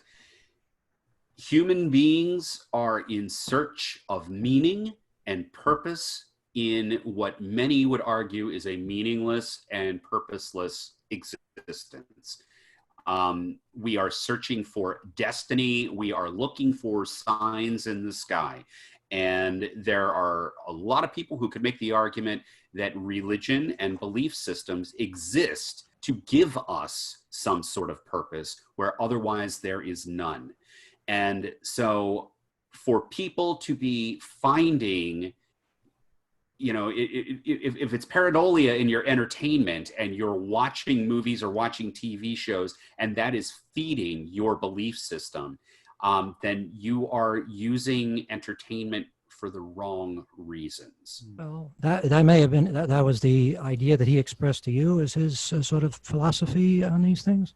No, I mean, your interpretation. That's my personal interpretation. He was proud of the film, but I think he was also a bit embarrassed by the film. Embarrassed by virtue of the fact that it seemed that audiences were, rather than running to their nearest church to be saved and baptized, they were instead wanting more of that roller coaster, that experience that was The Exorcist. Well, I remember seeing The Exorcist when it came out. I may have, like yourself, seen it on its opening weekend. And I remember the reaction of the audience coming out of the theater. And it's kind of like the reaction of the audience coming out of the theater in the movie after Lieutenant Kinderman and Father Dry see the movie. That sort of happy look on their face, like nothing happened. Well, we got to get home and have dinner. No, you look at the reaction of people coming out of the theater after The Exorcist. It's like they'd just been hit in the head with a ball-peen hammer. There's I don't know what his message is other than simply we should believe that the devil is a real thing, a real force in the world, and that we have to be on guard against it. And the best way to be on guard is to, go to church and buddy up with a priest. But the message that he's sending in The Exorcist 3, and also to a certain extent in The Exorcist, is that mental illness is not the reason people are doing evil things. And that is certainly a welcome message for Jeffrey Dahmer, because he's basically saying to Jeffrey, oh, you're not doing these things because you're crazy. you're doing these things because you're a villain, you're an evil guy. You know, isn't it wonderful? Isn't it delicious to be so evil? And he makes him into sort of like a hero, a heroic figure, right? I mean, you could almost see him as, I mean, anybody who's working with demons, well, you know, they're on a different plane than most of us. That certainly distinguishes him from all the other serial killers who we assume are doing these horrible things just because they're nuts, right? So he's given Jeffrey Dahmer a purpose in life, right? He's made him seem better than what he is. One of the things I always thought about, one of the reasons why I don't particularly care for serial killer stories is because there's no drama there. There's not, it's like getting hit by a tornado. You can have a conversation like that with your serial killer. They don't have the mental ability to. They don't know why they're doing the things they're doing. It's not like they have a calculated purpose that they're trying to fulfill some biblical prophecy. They're just fucking crazy, and it's usually tied to sexual stuff, right? You know, sex involves sadomasochistic feelings that people have, and they can't handle that. They don't realize that when you're with a sex partner, maybe that person wants you to tie them up, but they don't want you to cut them up, right? I mean, the psychopaths or sociopaths don't have empathy for the people, for anybody else. That's the reason why they're so fucking dangerous. So he's sending a very pernicious message to everybody, but to serial killers. And I hate to say this, there's another thing about this that isn't really addressed. And I guess it's something that Peter Blatty would never want to address, which is this horrible, ongoing, decades-long sex scandal in the Catholic Church. In the book, he has a scene where somebody that Father Damien Karras is counseling comes to him and says, the terrible thing about being a priest is that I'm so lonely all the time and I can't express friendship for my fellow priests because they think I'm a fag, right? So he works that into his book. It's practically a chapter in his book. Obviously, this is an issue for him. I wonder what he thought about all these priests, including, unfortunately, I'm sorry to say, the guy who played Father Dyer. Just this past year, it being revealed that he's been accused of sexual abuse. What would Blatty, I mean, he's presenting this all-male club as a wonderful world to live in, but apparently some of the guys in the club are messing around with the altar boys, right? What would he think about that? And to what extent is the message that he's sending in The Exorcist responsible for that in a way? Maybe all these guys that came into the priesthood who shouldn't, they ended up looking for other ways to occupy their time. Have I said too much? No.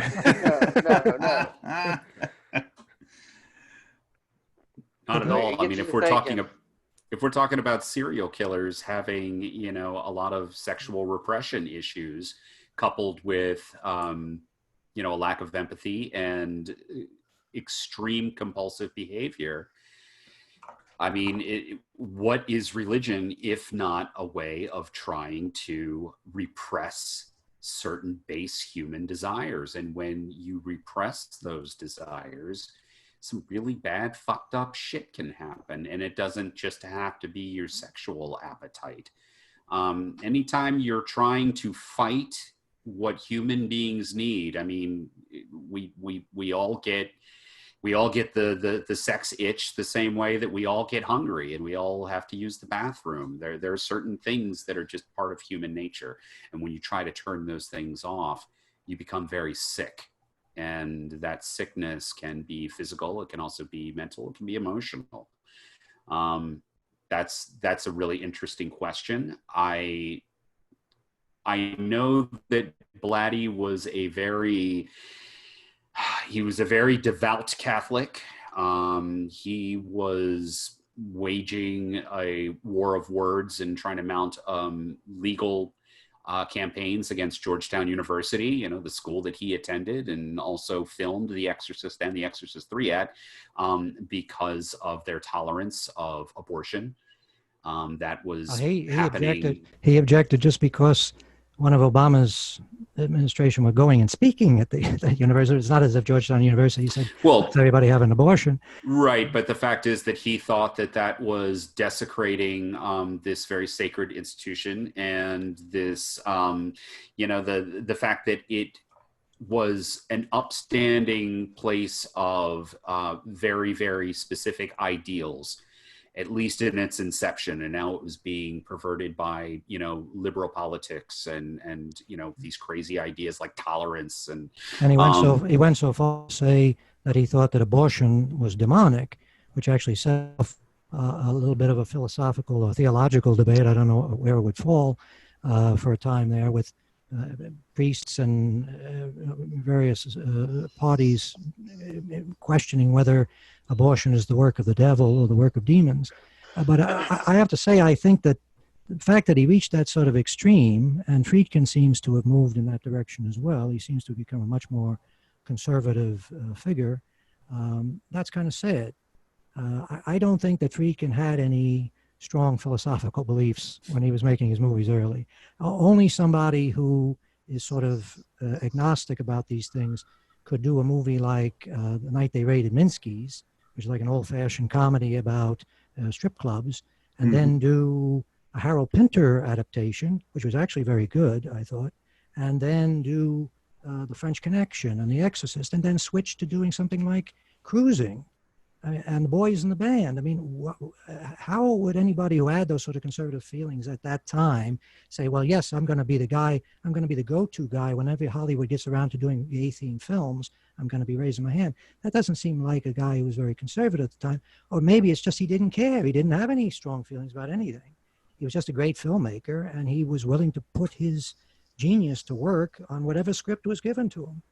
I'm always interested to see that he was fascinated by the little criminal things that happened along the edges of his film, like the fact that the guy who is one of the doctors in The Exorcist giving her the test turned out to be, what, a murderer or? Yes. Yeah, killed his girlfriend or his roommate or something? If that's the sort of thing, it's a detail that if, as a filmmaker, if that had happened, I would not be talking about it, because you don't want to distract what the real, where the attention should be going. The audience shouldn't be sitting there thinking, oh, that guy turned out to be a murderer. So I'm surprised that he would talk about that. But then when Cruising comes along, I read interviews where he was very interested in trying to describe all the actual events that Cruising was based on. And of course, he's become a master of that. He spent the past 30 years talking about all the actual events that The Exorcist was supposedly based on. And I remember at the time the film came out, he didn't seem, he didn't really deal with that sort of stuff. He just said, you know, it doesn't have any message, and it's supposedly based on true events, but he stayed away from this nonsense now that he seems to be falling into now, of saying, yes, it was a real possession, and yes, it was a real exorcism, and our movie was directly taken from it. That's an unfortunate direction.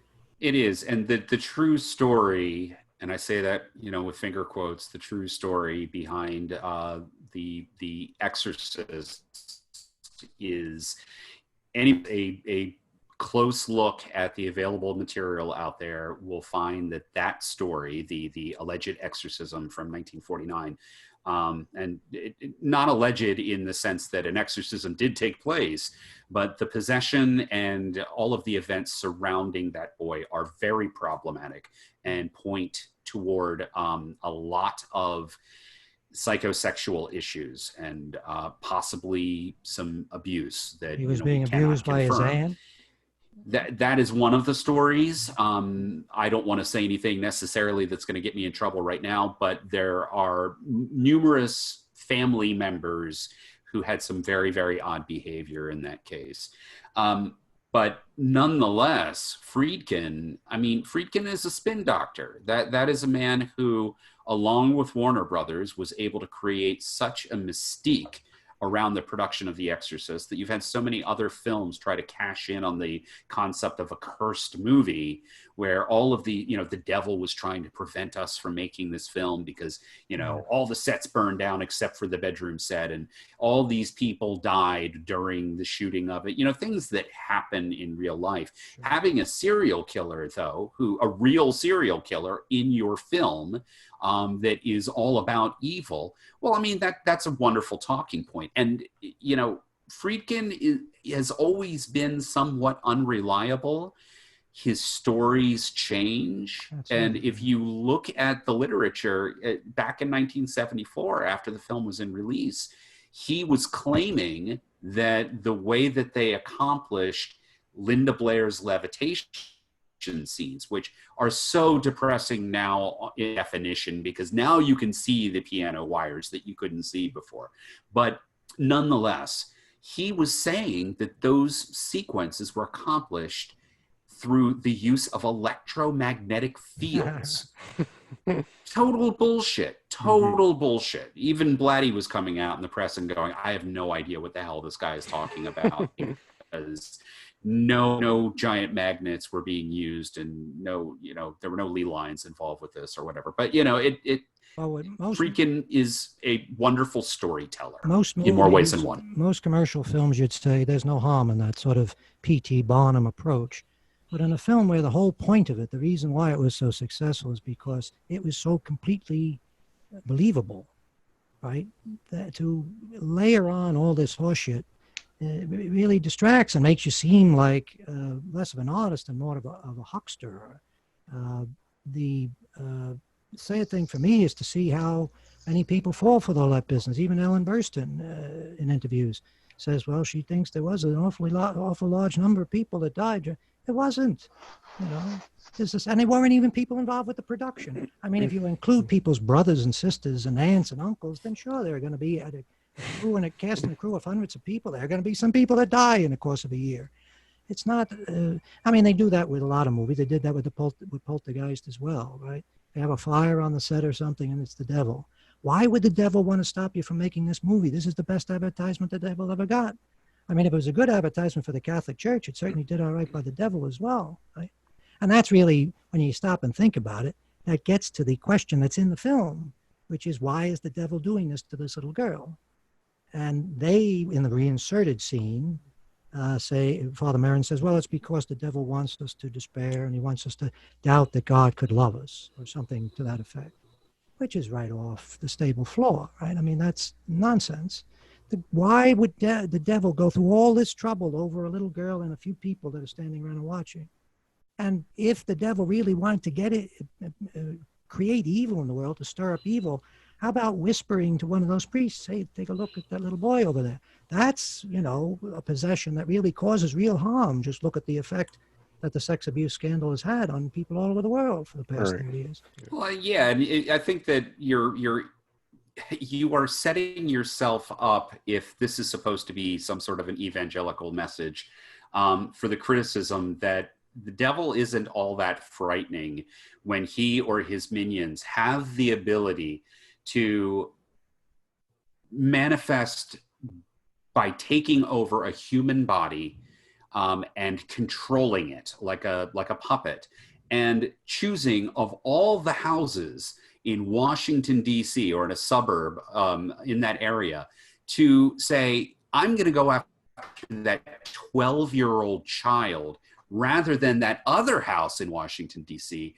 where there's a guy with his finger on the literal button to nuke all the countries in the world. I mean, the devil is thinking very, very small. Somebody at 20th Century Fox must have had the same idea, because we got The Omen a few years later. So Billy, let me ask you this. Do you think that this movie holds up still when you watch it now? Do you get the same creepiness and uneasy that you had the first time you saw it? Just probably by like the head turning part. Just the head turning part? Yeah, right now still. But no, it still holds up. It's still like nothing's probably ever going to be when it comes to Exorcist movies. I mean, you're never going to find that same magic. It's right. This is number one when it comes to the Exorcist movies. Aaron, what about you? You think it holds up? Still got the same chills that you got before? Yeah, like I was trying to say before, yeah, it's one of my favorites. It always will be. It freaked me out when I was younger, and I still get that uneasy feeling, like everybody's saying. It makes you feel uneasy, like, holy crap, this could really happen. In some people's mind, this could really happen. So, but I love it, and I think it holds up. One thing I would say in favor of William Peter Blatty as a director, there's one scene in Exorcist 3 that is unsurpassed. And the reason why it works, I think you know the scene I'm talking about, the jump scare scene with the nurse being attacked with the scissors. Yes. Which are not a real thing, by the way. Okay. Which is a flaw in the storytelling, in my opinion. You should not use imaginary instruments in a film like that. But the reason why that works is because he forces people to look deeply into the frame. They have to watch stuff that's far away, and they have to interpret the stuff they're seeing, right? And then when something happens that is so abrupt, it's genuinely shocking. And in a way, it's tied to the whole idea that the best way to really disturb people is to force them to use their imagination a little bit, to look deeply, to pay attention, right? That's when you have them in the palm of your hands as a filmmaker, and you really have the opportunity to shock them. But most filmmakers today, when they're doing horror movies, it's a lot of quick cutting, a lot of CGI, and a lot of the horror stuff, the gore and monsters, right up front, with no mystery. The audience doesn't have to use their imagination. They don't have to look for anything. They don't have to interpret anything. One of the things I wondered about was whether or not that scene when Lieutenant Kinderman picked up Reagan's pictures, and there's a drawing of what looks like a lion or a dog with angel wings, was that the thing that inspired the thing in the Amityville Horror of was it a child's drawing of a pig or something? They saw a pig outside the window and they drew a picture of it. The point I'm trying to make is that when people look at children's drawings, they're so crazy sometimes that we interpret them in odd ways, and it can be kind of chilling, right? It's scary. And that's another example of how people's imagination, what they bring to the thing, is more powerful than anything you can create in CGI or anything you can contrive. Well, that's my little piece on that. Right. Am I right about that? Is it possible that drawing that he held up, did that have some meaning?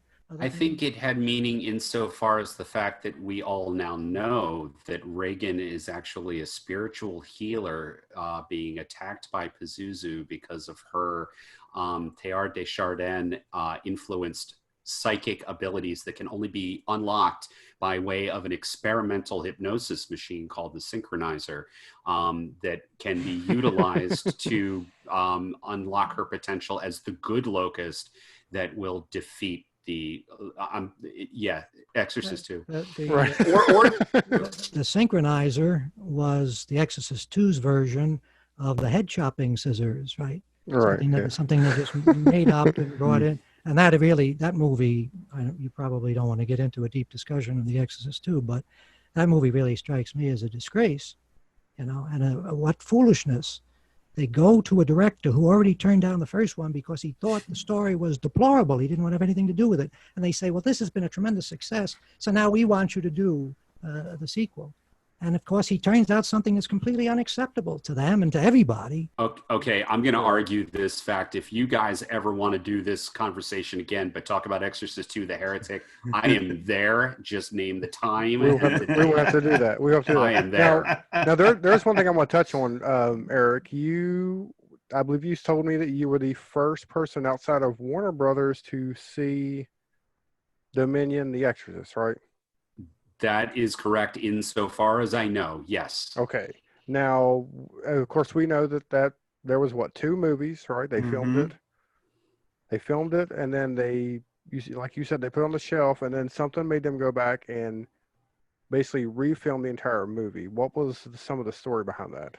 The short version of a very long story is that Morgan Creek, who owned the Exorcist franchise at that point in the early 2000s, decided that based on the success of the re-release of the original film as the version you've never seen, they wanted to make another film, and they wanted to really have this franchise spawn a TV series, which it would ultimately do much later on, and that they could pump out more and more sequels. And they started off with a prequel film telling the story of Max von Sydow's character, Father Merrin, as a much younger man. They went to Stellan Skarsgård to star in this film, and they hired Paul Schrader, who's best known for writing Taxi Driver, The Last Temptation of Christ, Raging Bull, but has also directed a couple of really, really good films of his own. Not to mention Cat People. And not to mention Cat People. Yeah. But they ended up hiring him, and the film that he directed was not particularly scary, and the studio freaked out, and they, in a very unprecedented pre-Disney Star Wars move, decided that they were going to put the film on the shelf. They were going to tweak the script. They rewrote it, but it's basically the exact same movie. They utilized the same cinematographer, Vittorio Storaro. They utilized most of the same sets, most of the same actors, with a few recasts here and there. But they got Rennie Harlan to come in, and it was like the ultimate film school experiment. It's like, give two very different directors pretty much the same script and the same cast and crew, and watch the end result side by side. And in the case of Rennie Harlan's movie, it was called Exorcist: The Beginning. It came out in August of 2004, and it was a terrible bomb. And this is after Morgan Creek had shot two completely different movies, and then spent money on the advertising campaign. It was a huge investment to do this. And this wasn't Star Wars. This wasn't reshooting, Solo after it had already been done. This is The Exorcist. It was a very different sort of blockbuster, and required more of a return than a Star Wars movie was guaranteed to get. And what ended up happening was they panicked, Morgan Creek, and they said, what the hell are we going to do here to recoup our investment? Then they start looking at Paul Schrader's movie sitting there on the shelf, and yet at this point still in an unfinished state. And they decided that they were going to premiere it in 2005 at the Brussels International Film Festival. And prior to that screening, I was writing for a movie website at that point, and I managed to wrangle an invitation from Schrader to go to New York, to go to his office, and to see the film. So I watched Dominion, prequel to The Exorcist, which is like an alternate universe version of Exorcist: The Beginning. And I watched it in Schrader's office. It had time code running along the bottom. It had a title card that just came up and said Exorcist 4. And the thing as a filmmaker that originally stood out in my mind was the fact that I was like, okay, I know what rough cuts look like, or what unfinished films look like. There are a lot of people who just assume that what is filmed on set and then uploaded into your computer or edited on your flatbed editor on film, that's what the finished movie looks like. And that's not the case, because an unfinished film does not have the Foley sound effects, does not have the full mix applied, or ADR, or score, or color timing, all sorts of components that are so vital to the way that a movie feels when you watch it. And so watching what I saw, I was like, okay, this is an unfinished movie. I can tell, I can fill in the blanks with my brain. And after I watched it, Schrader took me out to lunch, and he gave me the first tell-all interview. I did a review of the film. I published the interview with him. He spilled the beans about everything, because at that point he was like, my movie is going to get screened at Brussels. I have absolutely nothing to lose by spilling all the dirt here. They're going to have to release this film, even if it's direct to DVD, just to make some of their investment back. And ultimately that's what happened. But what was so depressing was when it came out, and I'm telling everybody, I'm like, guys, this is such a better version of Exorcist: The Beginning. Everybody's got to watch this movie.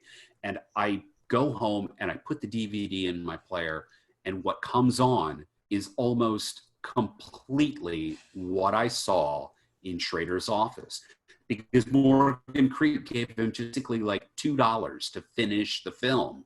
And so it doesn't look or sound or feel like a finished movie. It has special effects that aren't all there. Schrader's wife, Mary Beth Hurt, is, she did a voice temp track for the demon.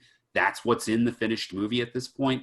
It's really hard to be able to watch Dominion and to give it a fair estimation of its value, especially when you compare it to Exorcist: The Beginning, which is not a good movie either, but it is a polished version of the same thing. Have you seen the film, the Schrader version, recently? Yes. Did Yes. you notice any improvements? No, it's exactly the same movie as 2005. That's funny because I seem to, I mean, it's just me, I guess. The hyenas look much more convincing. Maybe I'm just getting used to CGI hyenas. But did he, in his discussions with you, did he give you any idea of why it is that this little crippled boy, Chi-Chi, who is in Kenya, is played by a Filipino?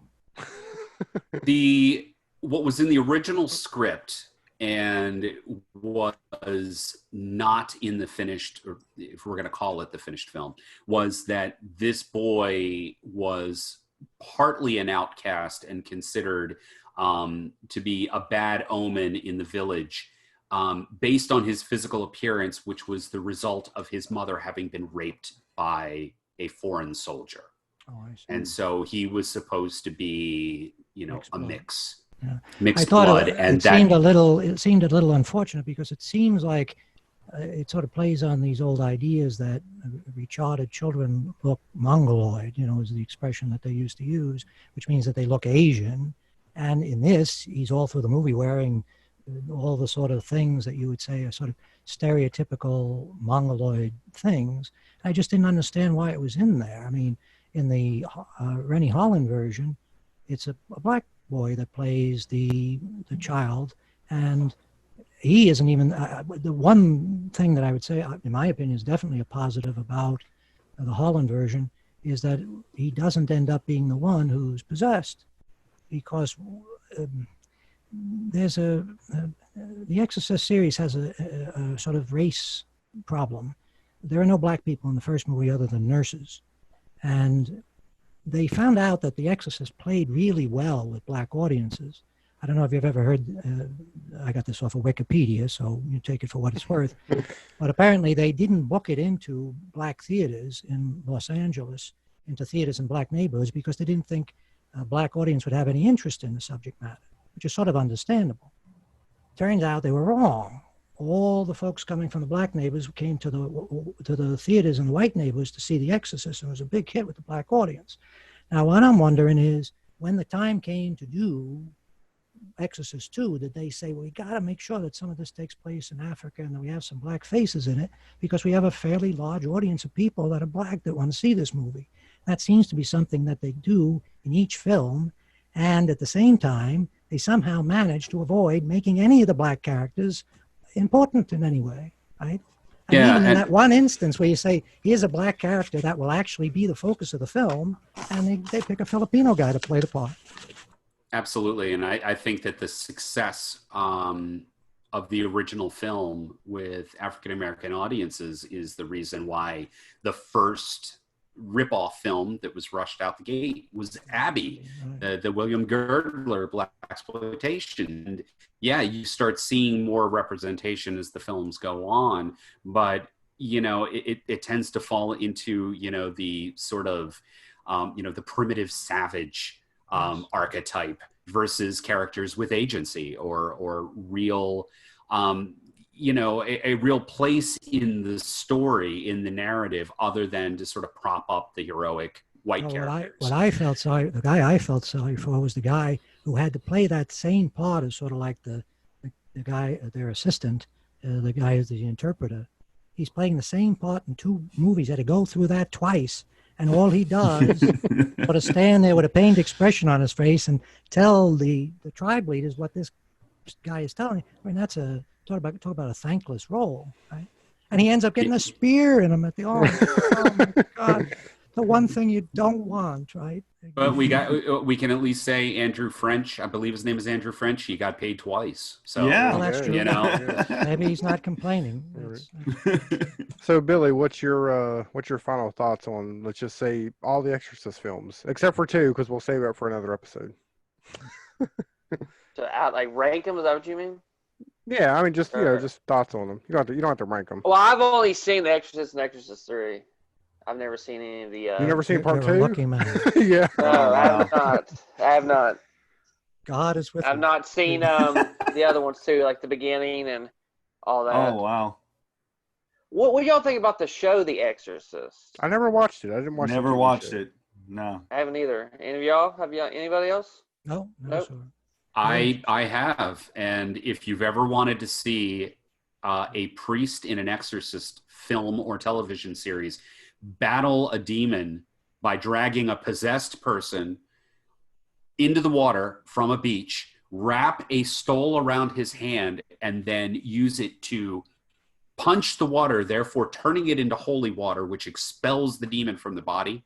This is the show for you. Wow. Wow. Okay. That's like yeah. Magic. You have to check that one out. I think it's on Hulu. Aaron, what are your thoughts on it?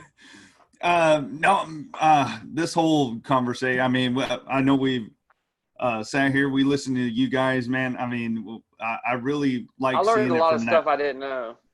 Yeah, I mean, I learned a lot too from these movies, or from you guys talking about these movies. Like you said, the Dominion in the beginning, practically the same film, little tweaks here and there, and both are not very good. But the beginning, I think, has more nods to the original film, in my opinion. But yeah, like I said, you can't beat The Exorcist, and they try to capture lightning in the bottle, and you can never do that, twice. So, but yeah, very informative. Yeah, now my thoughts on like the original Exorcist. Like I said, I saw it when I was a kid, but I don't really remember when I saw it. And the creepier parts that stood out to me were like his mom in the street. I think it's just because it had that dream, it was almost like a nightmare kind of scene. Looking back at it now, as I guess I would consider myself sort of atheist. I don't really believe in religion or anything. That's why I look at it now as more of a metaphor for, mental health, or just the way they treated mental health even back then. Part 2, I don't really care for. Part 3, I really enjoy part 3, and then the prequel and Dominion. I could if I never see those again, I'd be happy. William, go ahead and tell us your thoughts here. Well, I think the first one is a masterpiece. I think that's something for the ages, and I think that probably if there are younger folks who can't really appreciate it, it's because they're going to it expecting it to be entertainment, or they're expecting it to be a horror movie, a fun popcorn movie. It comes from a time when, for a brief time at least, Hollywood was making serious films. They've continued to make serious films around the world, but in the United States, after Star Wars, and I love Star Wars, but after Star Wars, everything had to be mindless entertainment. Mm-hmm. Not stupid, but it had to be the sort of thing that you would be entertained by it without having to really think deeply about anything, and would make you feel good.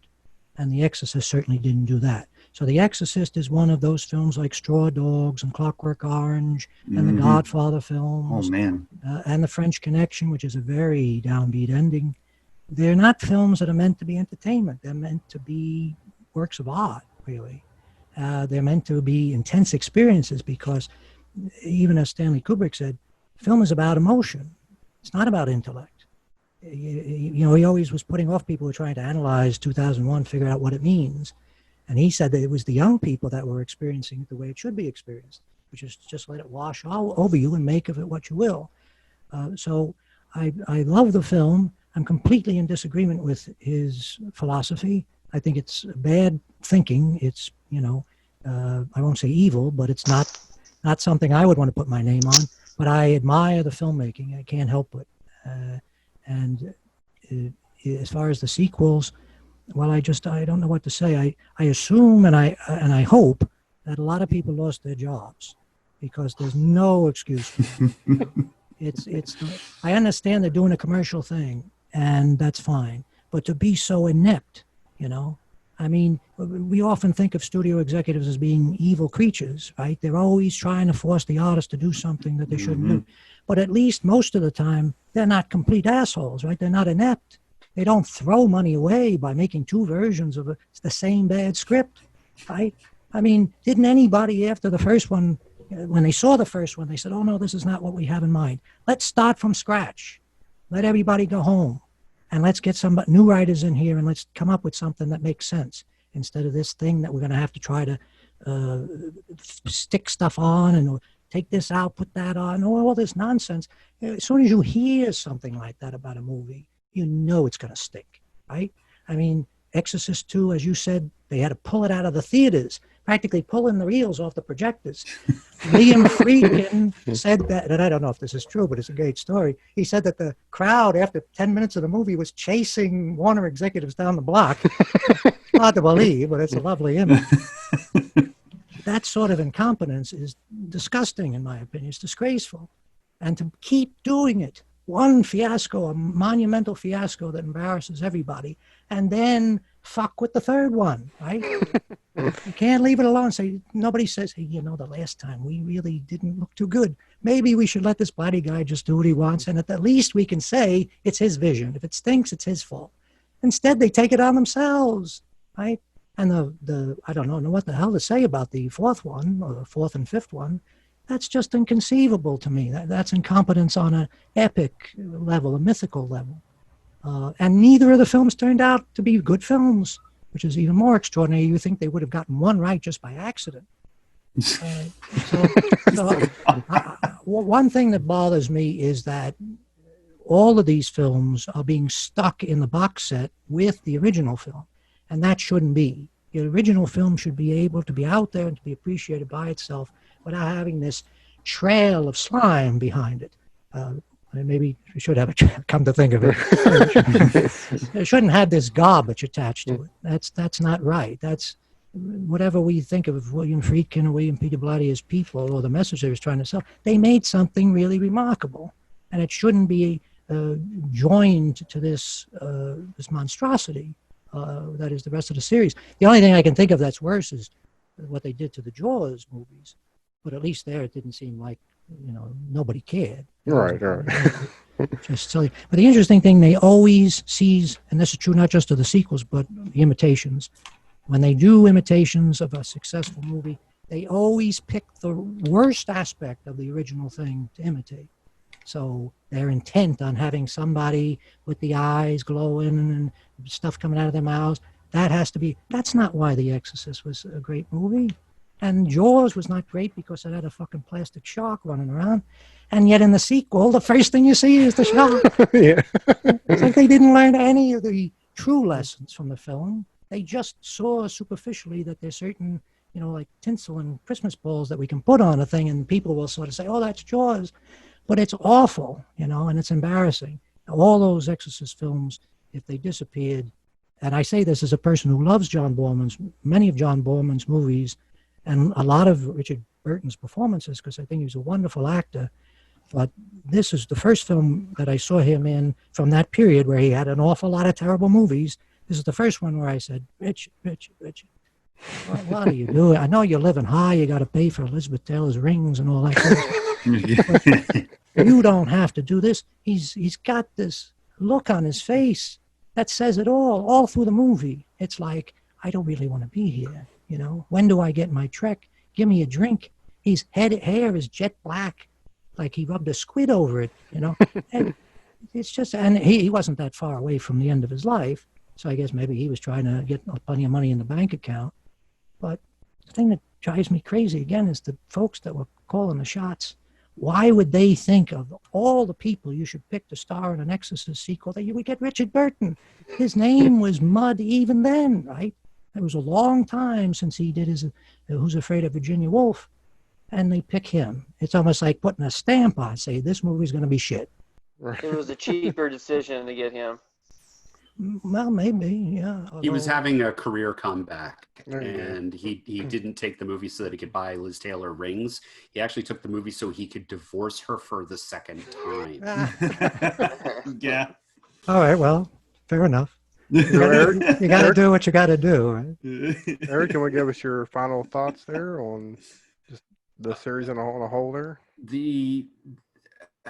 Most of the writing that I have done for various websites have been on the subject of genre theory and franchise development, specifically these series of films, and how, you know, each installment is in many ways a response to the film that preceded it, and also to what the trends were in Hollywood and in pop culture at the time. And The Exorcist is one of my absolute favorite franchises to write about and to talk about, because this is a series of films that are constantly chasing the tail of the original film, because everyone has a different idea of what an Exorcist film should be based on what audiences reacted to in the first film. And any time that a filmmaker tries to lean into those exploitative elements, or when they try to go against those exploitative elements, there is always push and pull from the money people. There are always demands that are in place, and the films always end up getting reshot and reconfigured in some way or another. So this is probably the most interesting franchise I can think of, to look at each installment and see why each sequel was on some level a failure, or a complete and total clusterfuck as they were being made. Now, with that being said, aside from just the sort of, you know, academic side of criticism, this franchise also is probably the one that has opened the most personal and professional career doors. I've met so many people and, you know, had so many incredible opportunities as a result of this franchise. I'm sitting here talking to you guys wearing an Exorcist shirt. I've got Stellan Skarsgård's crew jacket on the wall behind me, and a whole shelf over here to my right of, you know, various scripts and production drafts of all of the films. I love these movies, even the terrible ones. And again, because there is so much more to talk about in a bad Exorcist sequel than in a good sequel from just about any other franchise that you can think of. Imagine what they could have done if they would have had Kickstarter and just raised the money themselves without a studio behind them. But you know, sometimes when a filmmaker is let off the leash and they're just allowed to do anything they want without any sort of oversight, And the end result is not a good one. Didn't No, Paul true. Schrader? Didn't Paul Schrader do a Kickstarter-funded movie after this? Wasn't that the one? The Canyons, the Canyons, Lindsay yeah. Lohan movie, yeah, Oh, which was interesting. I have to wonder why there aren't more people from his generation using Kickstarter. You would think that that would be a great Yeah. one to make the movies that they want to make. Because it could be they don't really. How long do you think it's going to be before we see a remake of The Exorcist? I mean, now they got Couple years, Couple probably. years, yeah. Bite your tongue. It's inevitable. It's going to happen. Well, this was a really fun educational talk. Oh yeah. William, I'm really glad to talk to you again. Like I said, I've only really got to talk to you the one time. Eric, you were awesome last time you were on, so it was good that you were able to come back. I was glad I could tease you both in with The Exorcist. And we have to make sure that we all watch Butterfly Kisses on Tubi TV, and is it on Amazon as well? It is. Yeah. It is. And And I'll be checking out your film as well. So Demon guys, Resurrection. Thank you. this was absolutely fantastic. And, you know, as I said the last time I was on here, anytime you guys want to let me run my mouth, please, you know, I love Hey, it. we're fine with it. It just means we just get to sit here and not talk. It's awesome. But we're gonna do our do your shout out to Eric. Where can anybody find you on the internet if they want to track you down and complain that you didn't like? Yeah, we're to send your hate mail. Right. Sure. I write for Ain't It Cool News under my full name is Erik Kristopher Myers. I write for Ain't It Cool News under the moniker EKM, just my initials. You can find me on Facebook as EKM. You can find me on Twitter as EKM.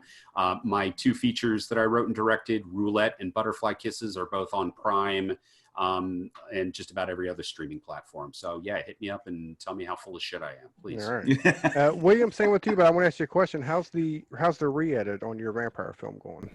I've turned that into a hobby for my declining years. So, Okay. I was hoping to have it out last Halloween, but it's one of those situations where there's a lot more work, and also, I guess, in a way, I've been possessed by whatever demons were possessing Morgan Creek. I keep changing things and adding stuff, and but eventually it'll be done. Hopefully this year. That's Sleepless Nights that you're talking about. Yes, yes. My vampire epic from 20 years ago, and Demon Resurrection is currently on Amazon Prime. It also can be viewed on a number of other platforms, streaming platforms. And I'm on William F. Hopkins on Facebook and on Twitter. And if you do a search for me, you'll probably not, be able to get away from me. Okay. And Billy, where can they find you on the internet? They can find me Bath Salt Wizard on Twitter. I love it. Aaron, what about you? They call me Mr. Poe on Twitter and Instagram, and then the Slasher app as well. So yeah, that's where people can find me. All right, let's not forget about your TV show. You got Oh yeah. Well, I haven't plugged it on the show in so long. Sci-Fi Sideshow, 8 p.m. Sundays on B Movie TV, Roku app. So.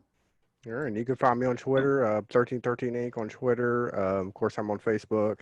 I don't really do much on there. And as of today, we're kind of converging everything over to 1313 Inc. Productions. Yeah.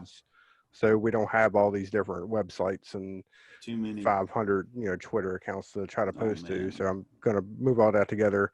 But I just want to thank you guys again for coming on. This was fun, and hopefully you can come back for part 2, The Heretic. Oh yeah.